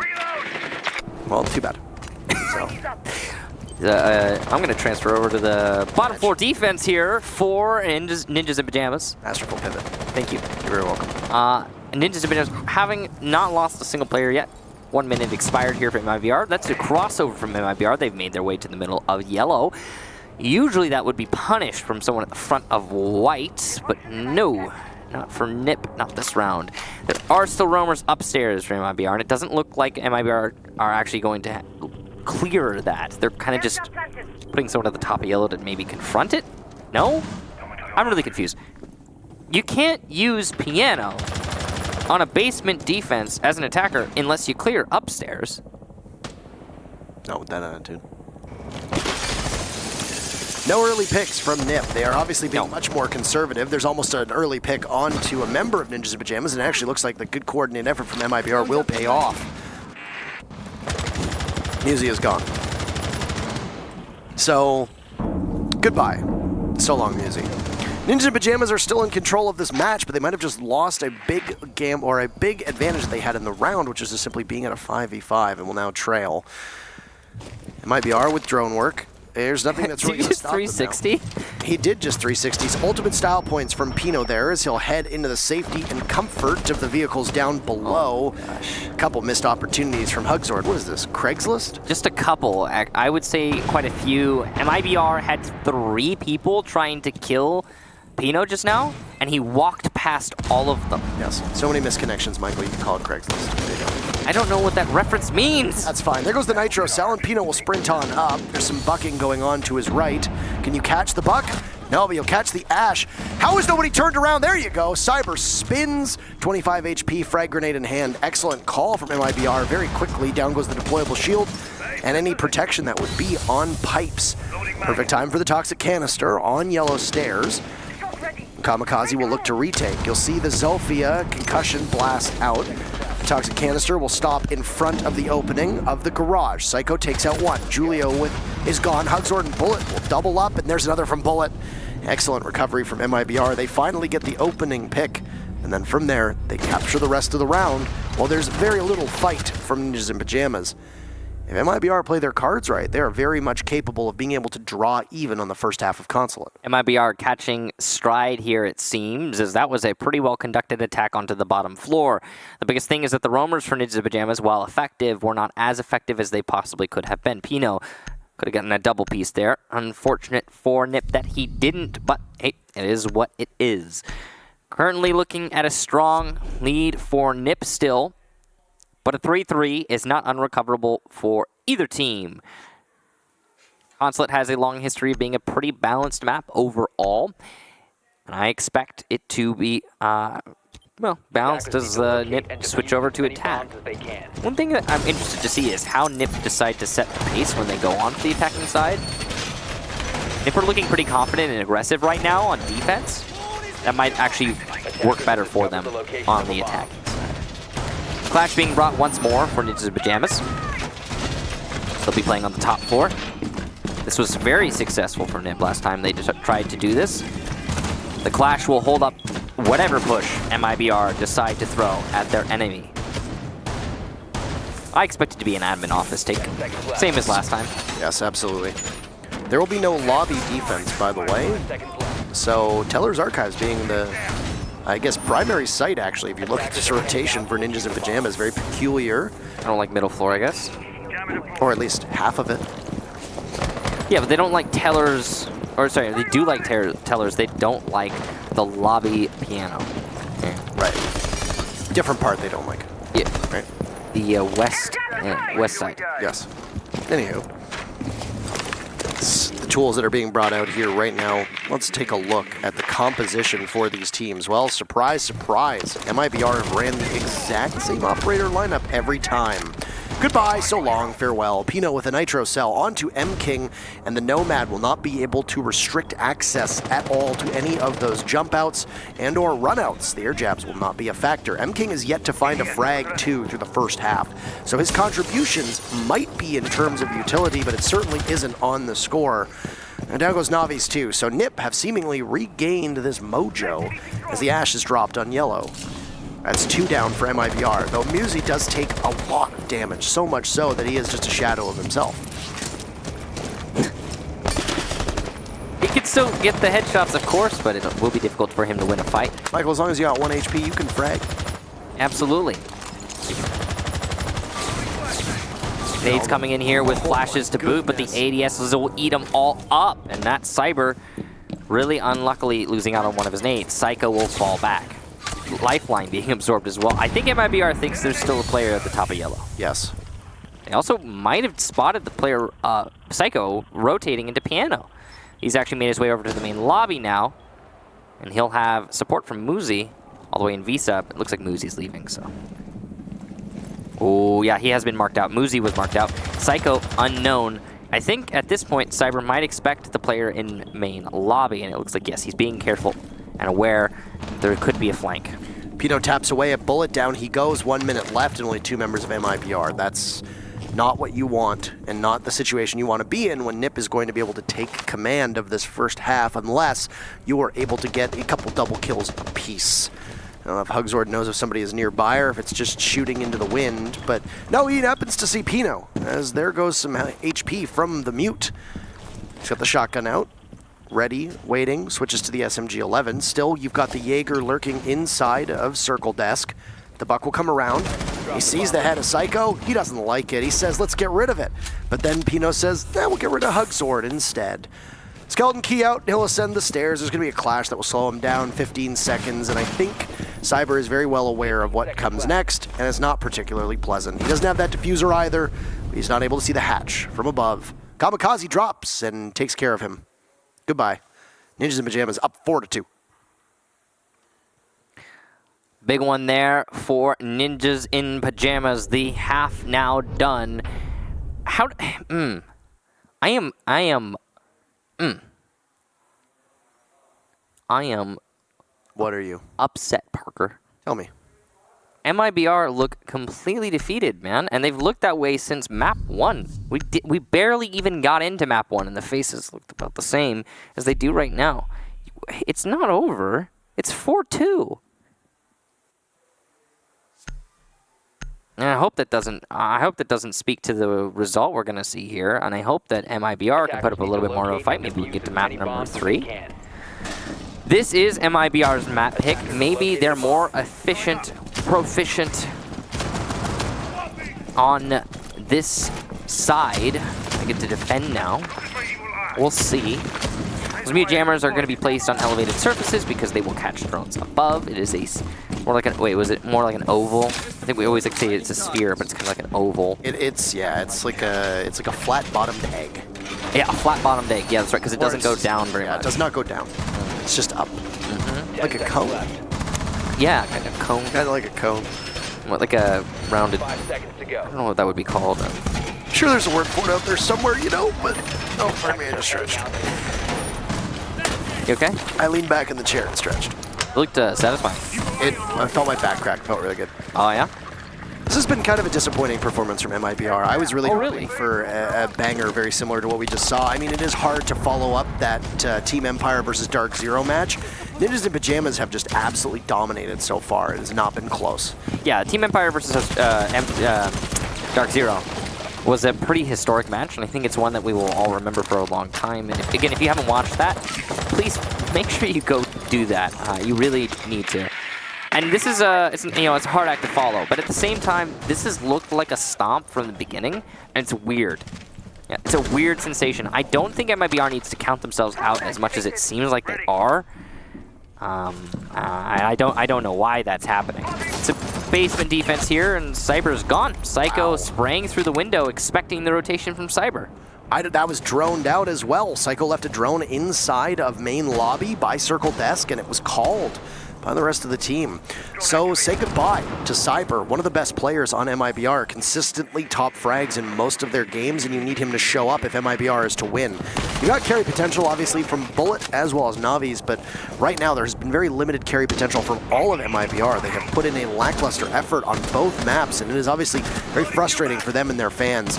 Hugzord's going to get caught from the side. That's an angle you don't want to find yourself at, and with the logic bombs going, Pino is there to take full advantage of it. Another death for MIBR. As it's Bullet heading upstairs, possibly for a flank. He will lurk deep off site, and he can come back and possibly catch somebody from Nip. The good news for Ninjas in Pyjamas is that they have one extra person that they can dedicate to flank watch, and it appears to be Musi. There's a phone call that will be heard by the Zofia, so Musi might not even need to move if he doesn't want to. Very patiently, just sitting and waiting, and yep, he has not committed at all. He'll go onto the drone, he'll spot the Musi, or spot the Mozzie, and a beautiful shot on the Bullet. He's put down for the count. MIBR now in significant trouble on defense, with it also sounds like the garage door opened up. It's M-King versus Navi's with 40 seconds left. M-King gets his very first kill of this map, and he's going for a second, but he won't land it. Navi's does contribute, though, as he eliminates Julio. There goes the Buck. Air jab just a little bit late on the trigger. Plant going down from Kamikaze, but maybe the Buck Bandit can come in and stop this. Muzi's got to stop the denial here. Plenty of time for a relocation, though, for Kamikaze. Here comes the drop from Navi's. He can land these 2 shots and win this round. It's possible. He's going to go for the challenge under the thermite. Hole opened up on the side of the door. Limits the options. Limits the island. That's a lot of damage to Muzi, but it's not a kill. There's a down onto Muzi. Now he's got to get Kamikaze. Very little time for the thermite, but he goes for the peak and wins it. Such a nice try from Navi's, but Ninjas in Pyjamas will not be stopped. NT, I believe they call that. Really NT. Almost heroic effort. And very unfortunate for MIBR because they were able to almost manage to save the round, even though it went sideways very early. Skidding, regaining control is a tough thing to do, and they came so very close. No timeout's been taken yet, at least my notes are wrong, so still time for MIBR to calm themselves and calm their players down, or at least get them in good spirits, given the fact that we can see the long faces sitting behind that desk. Navi's and Bullet have been leading the way for the team. The rest don't even amount to one of those 2 players. 7 frags for both of them, and then the rest only add up to 6. You'll need a little bit more depth, especially when one of them is a fragging player on that team. M-King bottom fragging, Hugzord bottom fragging, that is fine. It's exactly those types of players that are going to do that because of the roles they play. Oh, This is a Teller's Archives defense, by the way, Michael. It is a Teller's Archives defense. Both of these teams liking Teller's quite a lot. And yeah, no, it's fine for those players to bottom frag, assuming you just assuming you're okay with this score line, I guess. Right now, MIBR needs all hands on deck because Ninjas and Pyjamas are putting up a heck of a performance, and MIBR are not showing very much. Let's see how Nip decide to try and handle this Teller's defense. Drone goes to the roof for Julio. Use that through the skylight. He's got a lot of options there. Looks like Julio's going to try and cut off rotation on the top floor. Garage panel gets opened up by Kamikaze. Lots of control established here already for Nip. They've lost Pino, though. Gets a little bit too aggressive there inside of the building. Or no, actually, not inside of the building. Where was that? Are any of the benches windows broken? Or the Z windows? Are they... no? You think it was from the window? To the walls. You just... I don't know where he got shot from. Maybe just a couple random bullets. Could be. Maybe it was a reaction to, like, maybe... punch hole? Like a punch in the bottom of the window panel? I didn't see one. Maybe it was Pino was spraying through the window and he followed the tracers. Navi's reacted to the tracers. I'm not sure. Could be. Whatever it was a kill for MIBR. And another for MIBR as well, this time on the Psycho. So, more of that for MIBR, though M-King and Navi's are going to be just walking corpses. They're still able to frag. We will say this every single time. Air jabs deployed as well. Still one for Julio to put down on the flank. He's going to head down the Visa stairs. There is no lesion in play, so, you know, Ninjas and Pyjamas are not too worried about being having their position be alerted to MIBR. Very close to the actual site. There's a castle barricade in the way of Julio. There goes one castle barricade with next to a thermic charge. You don't want to worry about 12 hitting that. So both the Thermite as well as the Zofia can begin to barge in closer to the site. It doesn't seem like anybody is actively playing right now. Everybody is down on that bottom floor. They will have to go for a retake. If Nip manages to go in and get the plant, of course. MIBR are poised and ready to retake. Nip have limited manpower, but they've got the air jabs, so the flanks might be watched by those air jabs. Ninjas and Pyjamas pushing down Banana. Dangerous push, that's for sure. Flashes go out there from Kamikaze trying to disorient, trying to distract. Too many angles being held there from MIBR. If Nip decide to push down those stairs, they will likely die. Ninjas and Pyjamas are worried about a flank, rightfully so. There's an angle being exposed, but Kamikaze misses the shots. That's a heartbreaker to not be able to follow up on that. You'll have to plant somewhere in the safety of the bomb site, and there it goes. Kamikaze tries to get out, lest a C4 be there, and there it goes. Will we see a flawless round from MIBR? The answer is yes. That's what they need. That's what they like to see. Teller's Archives is clearly a better bomb site for them than any of the others. They draw that gap between them and Nip a little bit closer, but it is still one round away from Nip going to match point. That is quite a fall off if there is even a smallest misstep. Here we go, MIBR. That was one of the most confident rounds I've seen from them so far through this series. It comes a little bit late, but it's good that they're putting that up. Now, having confidently won on Tellers, let's see what MIBR can show us elsewhere. They'll go back to the bottom floor, the site that they lost on in the first round of the second half. MIBR still has to stave off that match point.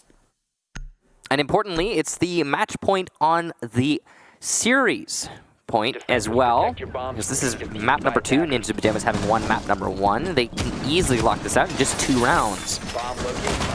But that's all up to what MIBR will show us. If MIBR defend like they did in that last round, if they put up that much of a fight, then I think that we could safely get to a map number 3.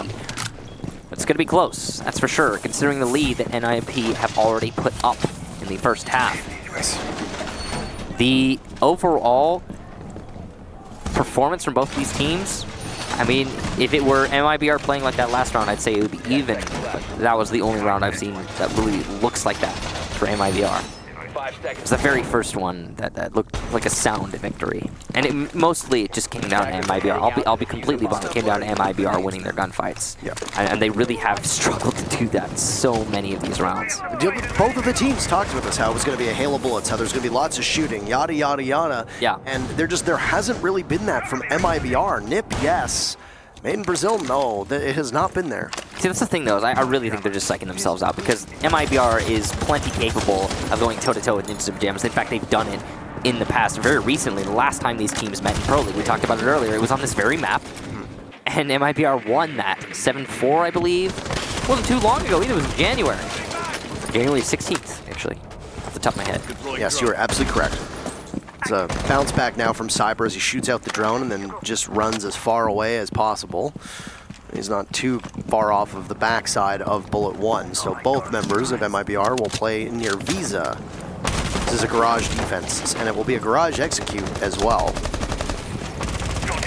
Now, Thermite's in play. I don't think he hasn't opened up the garage just yet. He's still got a chance to do so. Plenty of time. He's being cautious. There is a bandit and a mute in play. Likely the garage panel is electrocuted, so that'll need to be dealt with for the attack. They're probably going to go for a clear of the top floor. Thatcher is manned, so you can't just EMP the wall. Kali is not in competitive yet, so you're going to have to wait for that. Chuck and Barrel spotted there, but the Buck is going to be eliminated by Bullet, who peeks wild.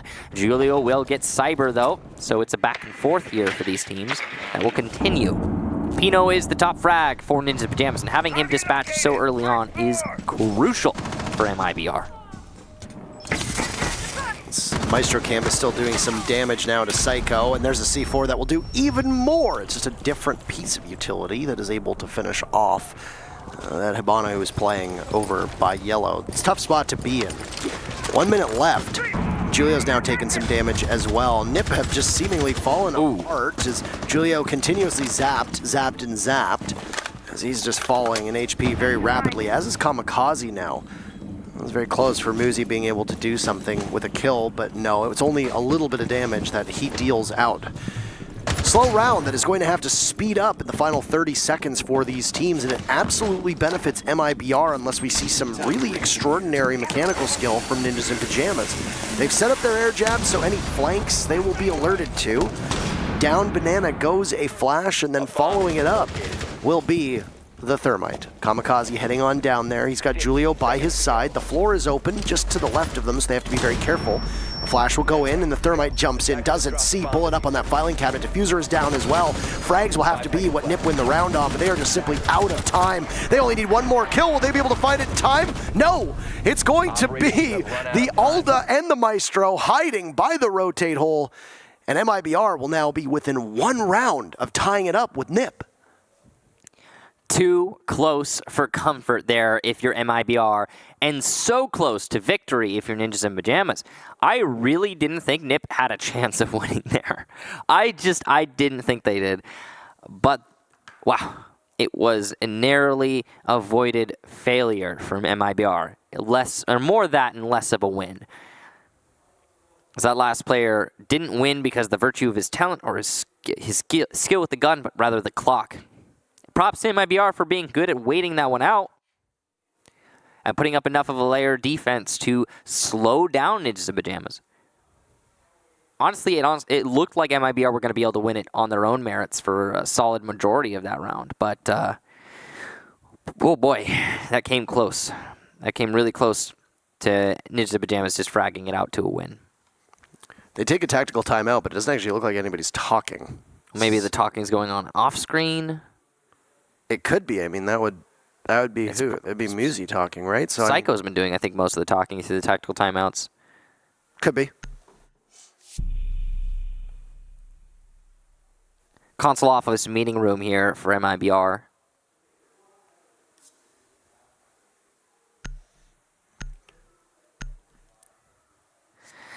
Last round mostly just came down to the time, as we talked about earlier. The explosion of kills for Ninjas in Pyjamas just wasn't enough in the end. They had maybe 3 more seconds. I think it would have been enough, but it wasn't.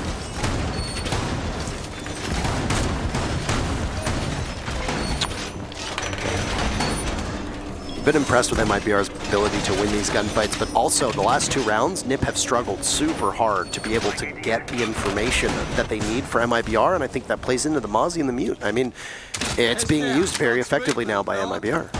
So normally when you watch two teams play, there's two different dials to individual like team performance, right? It's like how well are you playing on a scale of 0 to 100, right?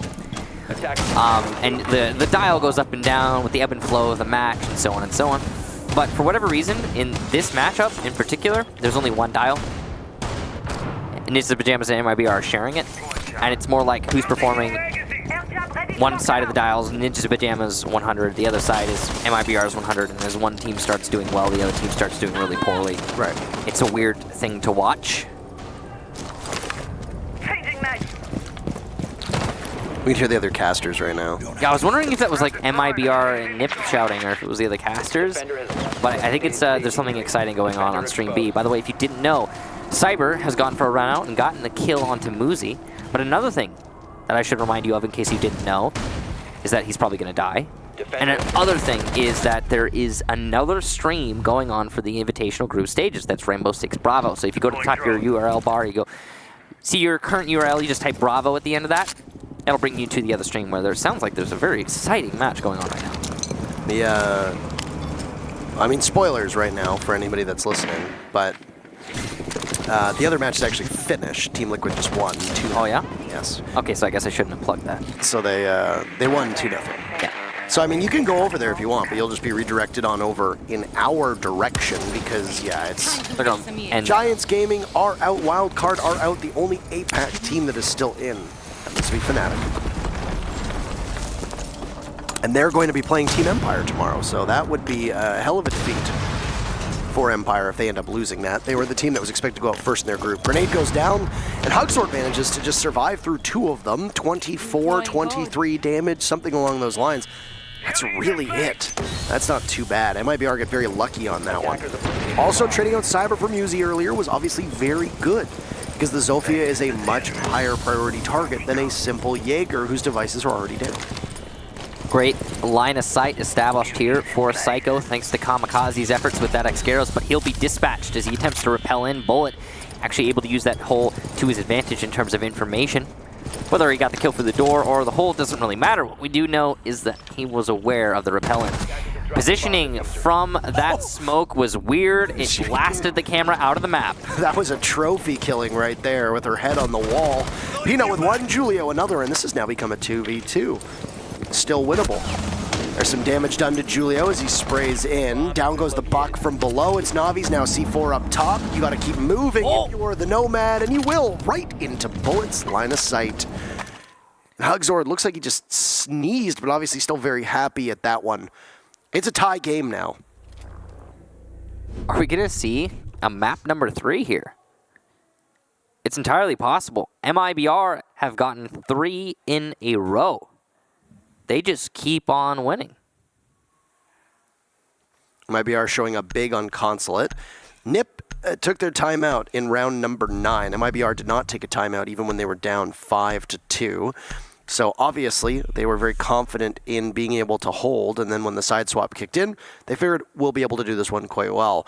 Bear in mind that NIP won 4 rounds on defense and then 2 from MIBR. NIP's only won 1 so far on attack. If you are MIBR, 1 more round on defense. It's not just going to put you on map point or match point. It's additionally going to draw you even with NIP, which means that overtime is the only way to resolve this dispute.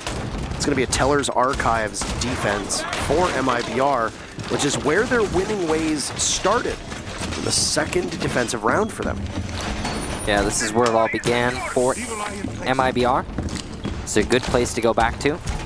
We'll see how they manage to play this one out. If it's going to be more of the same.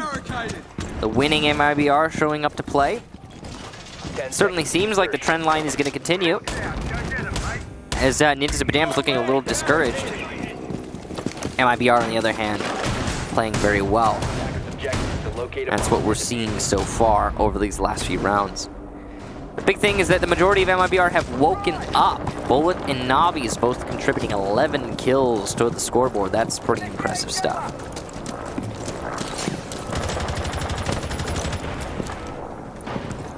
Now, basement defense, or, well, partial basement defense is the Teller's defense. It's going to mostly be a basement defense, yeah. Yeah, it will mostly be played on downstairs. But there will be roamers on the top floor, and there will be players around Visa. That is par for the course with the site. Right now, it's Navi is the only player upstairs, trying to slow down the take into admin office.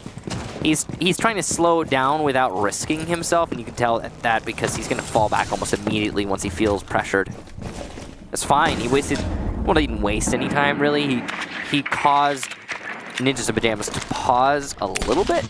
I don't know if he himself really wasted any time. I think anybody knows that Navi's is now on top of Visa. He shoots once or twice and then heads right back down with the castle in tow, so I don't know exactly what they were trying to do. Another opening pick for MIBR, and it's been M-King who's actually excelling with these early picks for his team. I'm not exactly sure what Ninjas in Pyjamas are doing to find themselves watching, or being watched rather, by a Maestro that early on. Muzi gets spotted on the cam. He's going to try to pursue Navi's as the Mozzie just continues farther down the stairs. Well, Muzi get baited in. He catches one. There's 3 people. Oh, it was a shooting gallery down there, but Muzi's not able to hit any of those shots. Hugzord is, though. Down falls Kamikaze. Diffuser surrendered, and Hugzord gets finished off. Can somebody else from NIP be able to collect a kill here? Cyber and Navi's took so much damage from that single play by Muzi. Still an advantage, though, for MIBR. There goes an Evil Eye cam. Muzi holding this angle. He gets tested on his reflexes. Julio finds his second kill onto Navi's, and there goes an air jab. There's a mark from down below as well, but you have to be very wary about a possible C4 kill, so keep moving. You hear it rip, get out of there. The timing for Psycho was so bad there. He could have gotten that kill. There's an Evil Eye cam, and immediately that gets shot by the Alda in the hands of M-King, who will just sit in the back of server. Diffuser gets picked back up. This is a decent spread for NIP, but nobody's going to be able to get this diffuser down. The Zofia is going to have to try to open something up while they watch. That's where you plant, he says. C4 in hand, it'll go out, and it's nowhere even close. Another C4, it's also not close. NIP is going to get murder on this one, and Bullet accidentally C4 Cyber. No. That's not the kind of thing you want to do. A retake from Bullet here as he's going to go head-to-head with Julio. Which one's going to be able to peek and win it? It's Julio. That's match point for Ninjas in Pyjama, and also series point for them. Well, there they go, pushing themselves onto that match point, series point, when it matters most. Very close rounds leading up to this. That one, though, was a pretty solid lockout, and you got to imagine that C4 team kill is going to be devastating. This is a tactical timeout, you can tell, because the coach has his mic down and is talking to the team. You can't do that unless you're in the middle of a tactical. Of course, it's MIBR's call, and yeah, that makes sense, considering what we saw in that last round. So many mistakes made. An abundance of mistakes made. The C4, for one, of course. And, not just on the MIBR side. There was also the situation with Muzi. He was behind 3 players at the bottom of Banana. I think he was expecting them to be confronting him head-on, but none of those players were looking his way. He could have picked up all 3 kills into the round there. Got a little scared and didn't confidently peek it. We also saw the C4s go really poor. Not only the team kill, but the coverage of the site was almost non-existent. The information game was pretty poor from MBR on the again on tellers. It's an overall weird round there for the defense. I'm guessing they're going to avoid tellers in the future. What makes you say that, Michael? They're really, really poor play in that last round on tellers. I mean, it was also partially that they stacked up around the spiral stairs. That could have been 3 kills for Muzi when he was heading on down. It was a lot of damage done. It was a ton of damage that was done. He must have racked it up on assists. Julia was the one that cleaned up on most of them. It's interesting. And Nick is being brought by Psycho. I'm loving how much we're getting to see the details here, by the way. It's enlightening. Yeah, thanks, Medic. Thank you, medics. The basement defense for the last round of regulation. It will be either Ninjas in Pyjamas taking the series or MIBR pushing us to overtime on map number 2. If we get to it, and it's still possible, map number 3 could be bank. I mean, it will be if we get to it. If we get to it. Yeah, big if there. But no, yeah, it's not guaranteed that we will. 5 seconds left. All that's really required, technically speaking, is 3 rounds in a row from MIBR right now. They could do that. They did it earlier. They won 3 rounds in a row in 8, 9, and 10. It's possible. Definitely possible. How is this Nick going to get played? That is what I'm going to watch for, because I mean, there's a reason why you bring a Nook. You don't just sit her at an opening and then have her go in at the final second. You want that early push to occur. You want to be able to get in under the watchful eyes of an Evil Eye, of a Black Eye cam, etc. And you can't go through yellow stairs.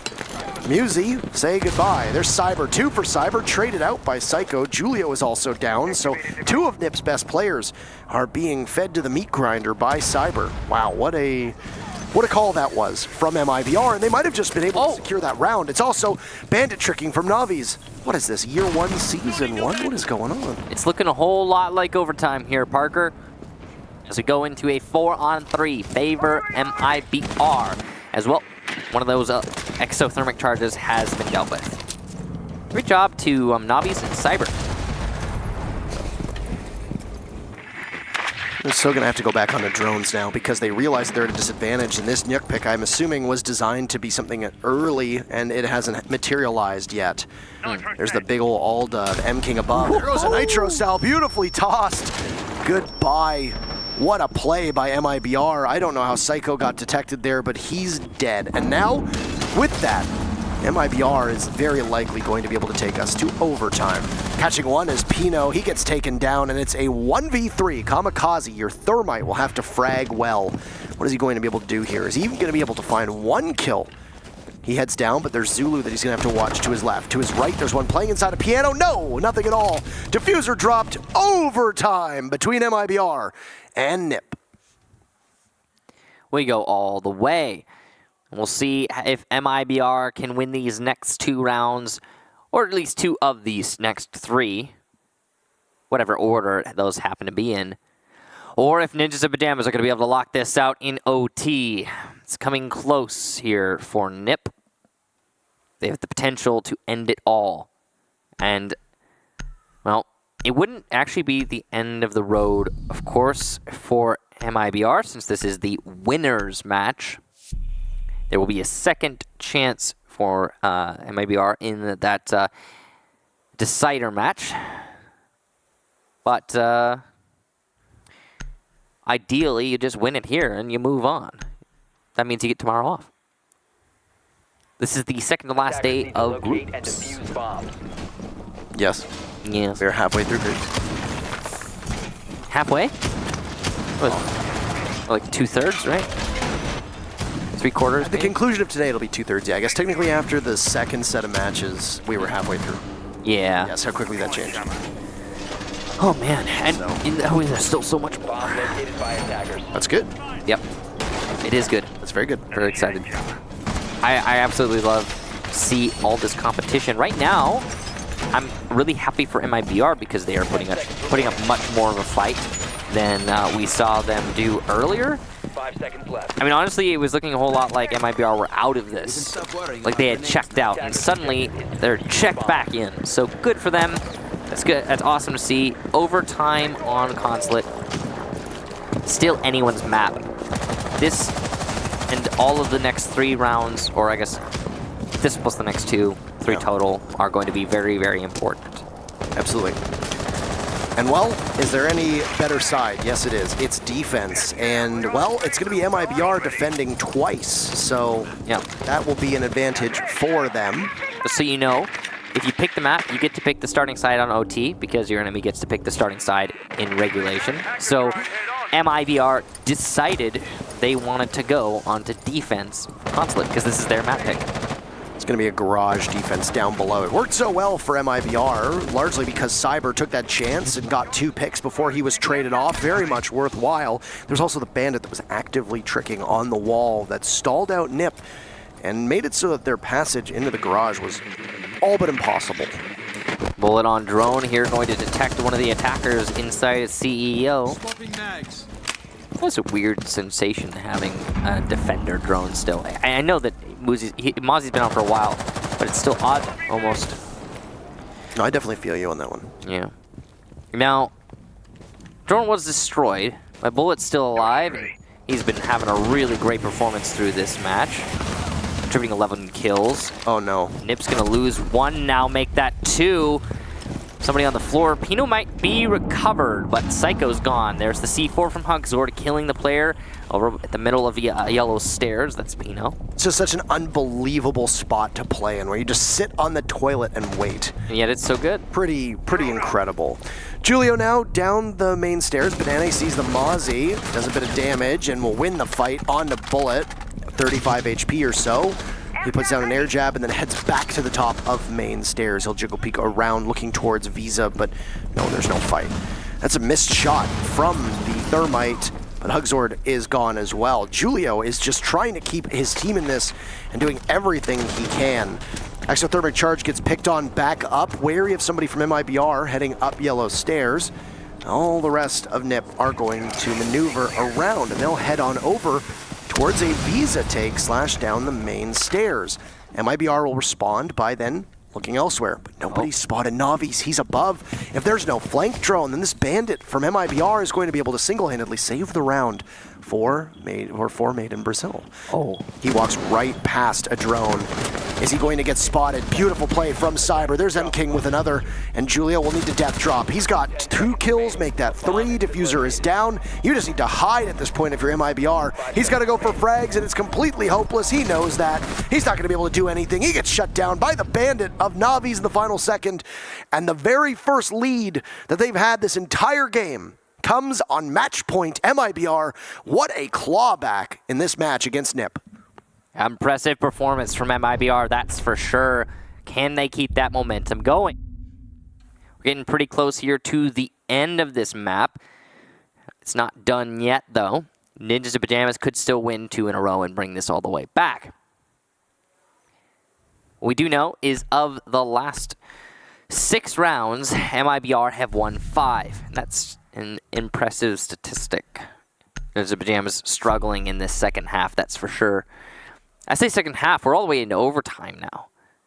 NIP have to lock this out, or they're going to have to play a whole nother map, which is a not ideal situation for Ninjas and Pyjamas. We're not there yet, though. NIP have looked pretty solid on defense, winning 4 of their 6 defenses in the first half, and 2 of those were on the top floor defense when they brought the clash. They won every time they brought this formula, so NIP are in good shape to go to 7-7. What pressure that is, right? No teams have a timeout. No way for them to bail themselves out if they start to falter. Yeah.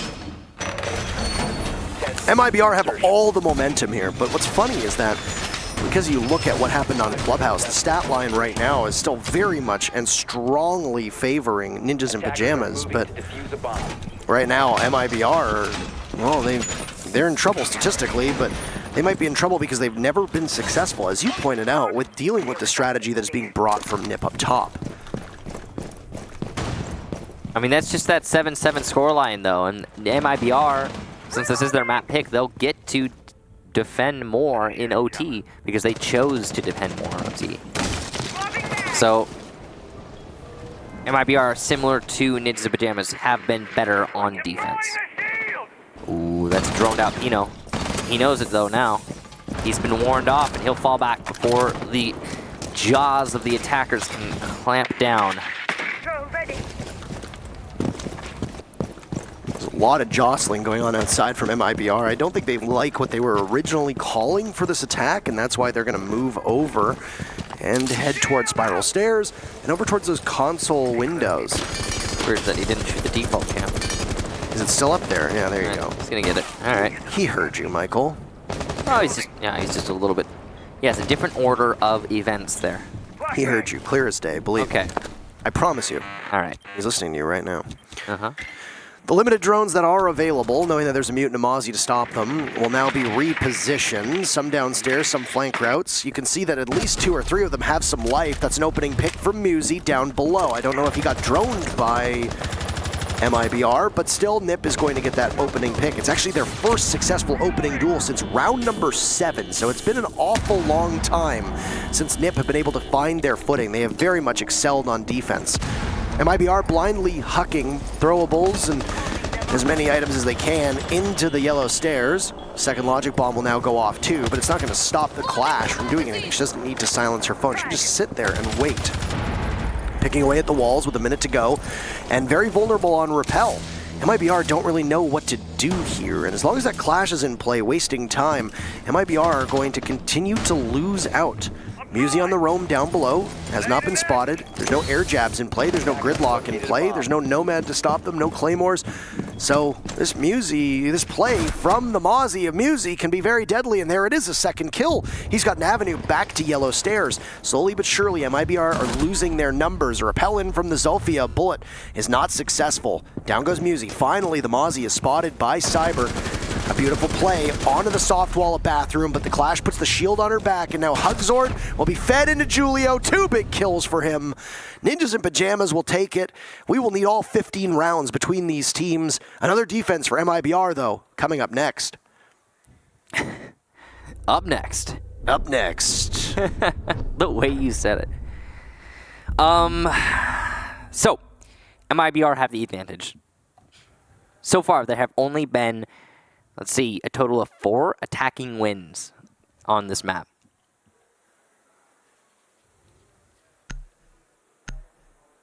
Question now is, can Ninjas and Pyjamas win a 5th?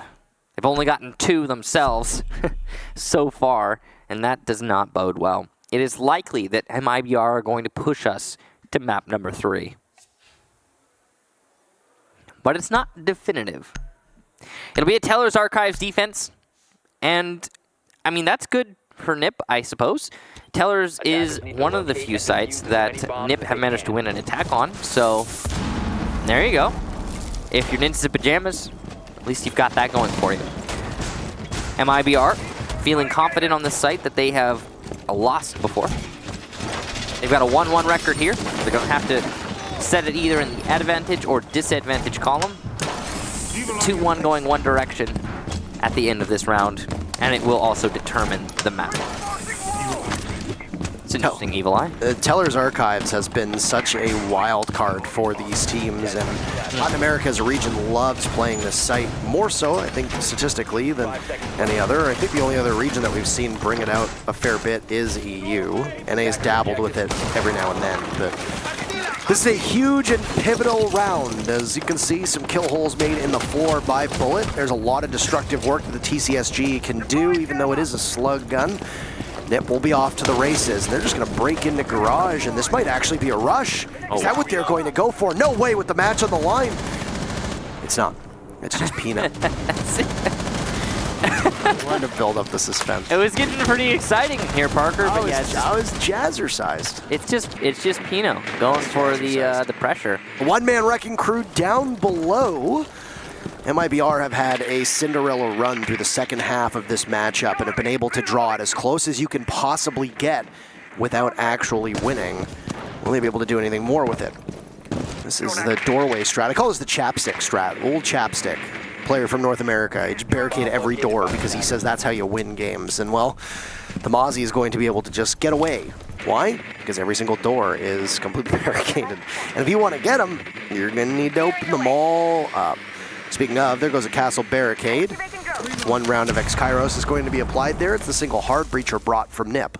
I honestly appreciate the strategy from MIBR, the old barricade strat, where you just barricade everything and you force your enemy to go through so many layers. It actually kind of works on console. Yeah. Strangely enough. I mean, look at Ninjas and Pyjamas. They spent half the round chewing through barricades. Speaking of, they'll chew through Navi's too. He gets away by the hair on his chinny chin. That is not ideal, and he'll sit over by the pipes that lead towards the site. Harry Potter. No, that's not Harry. Oh, that's Harry Potter. Yeah. Yeah, well, I mean, I wasn't going to call it that, though.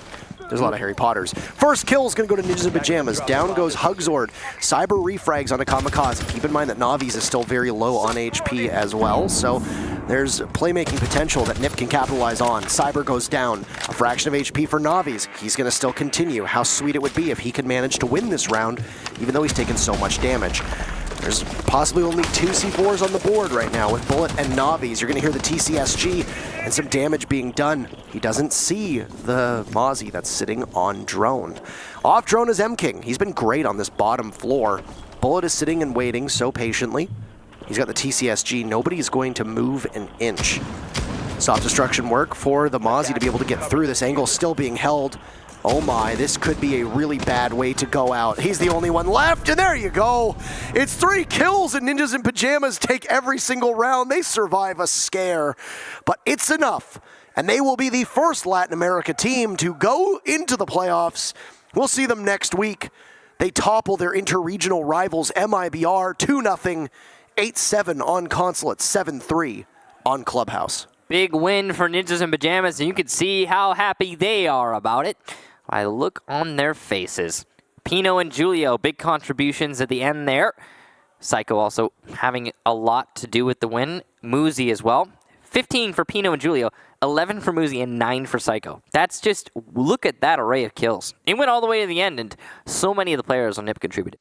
MIBR acting like they are out, but they certainly are not. There's still time for them to be able to turn this around. They have another interregional matchup going on against Team Liquid tomorrow as Liquid vanquished Giants Gaming just a couple minutes ago.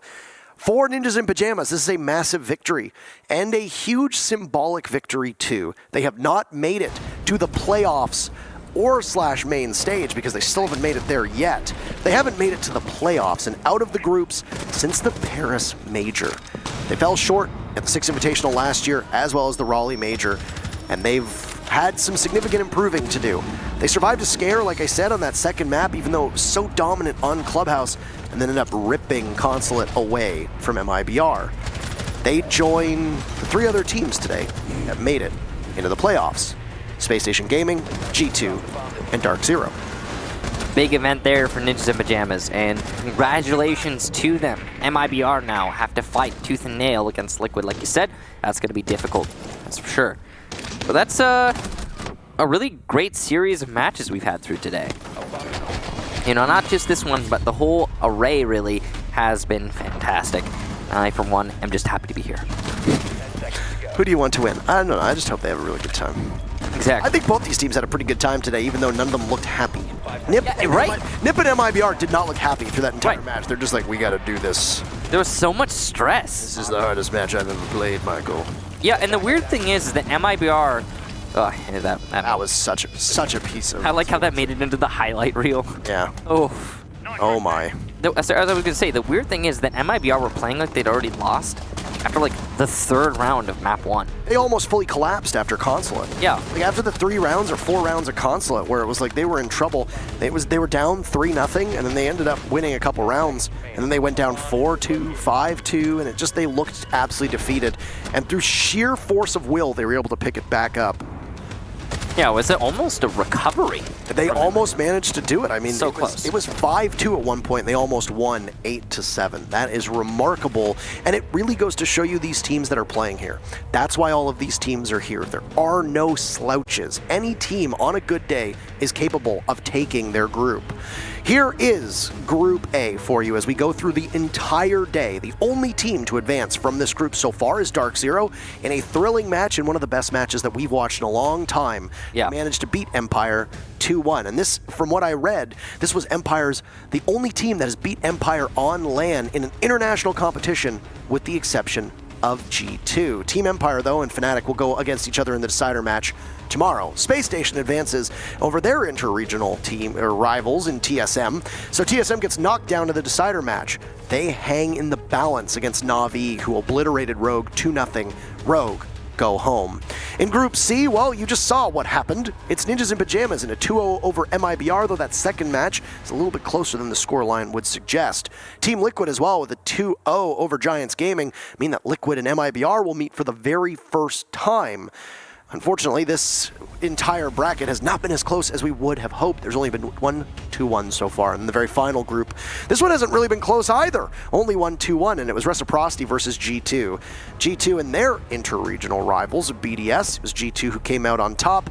Wildcard, unfortunately, leave without picking up a single map as they fall to Team Reciprocity. So Rec versus BDS tomorrow.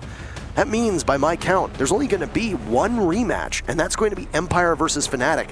The other 3 matches tomorrow are going to be brand new matches from teams head-to-head that we haven't seen so far in this event. That's exciting for us, exciting for the teams, and exciting for the viewers as well. Yeah, it's been a really great event, I gotta say, and we're not quite done with the groups. We've still got some more, and you can see that represented on your screen. This will be our schedule for tomorrow. Now, of course, there's only 4 matches left in the group, so we only need the 1 stream. It'll be here where you stand right now. You don't need to confuse yourself with the Bravo stream anymore. We'll have TSM versus Navi, Team Reciprocity versus BDS, Team Empire versus Fnatic, and then finally, to end the day, MIBR versus Team Liquid. And that will conclude our groups. Every team that wins there will go into the playoffs, and every team that loses will go home. Well, I mean, actually, boo going home. Yay, playoffs. And the second stage, because remember, the playoffs aren't just the live stage. We'll be back on Tuesday and Wednesday for 2 days of matches for the first set of our playoffs, where we'll knock 2 teams out, and then the remaining 6 teams will move on to the main stage Friday, Saturday, and Sunday, just down the road at the old arena, Belle Place, or Place Belle, technically. I don't speak French. I apologize. I don't speak French. No. Me neither. Only a teensy tiny bit. But all the lads will be back tomorrow. Blue Stokes, myself, Kix, and of course Dez and Ace. By the way, how great have Dez and Ace been doing? Yeah, it's awesome to see them have a debut in a major event like this and absolutely nailing it. It's cool to have them come in strong to the Rainbow Six talent scene, I think. Impeccable style, great wordplay, beautiful accents, and just 2 overall really wonderful guys. It's been a real pleasure having them so far. You're going to get to see them twice tomorrow. And then for the rest of us, you're going to just have to deal with Kix and I and Blue and Stokes. We promise you we'll try to do our best. But yeah, I've been very impressed listening to Dez and Ace, and of course, Medics as well. So that's it for us. By the way, thank you very much for tuning in. We'll be live tomorrow at 10 a.m. Eastern. You can go online and check what time that is for your time zone, because I know there's a lot of people who live in a lot of different parts of the world, so they're probably going to be wondering. But enjoy the rest of your night. Until tomorrow, where we finish things off with the group stages here in Montreal. Have a great night.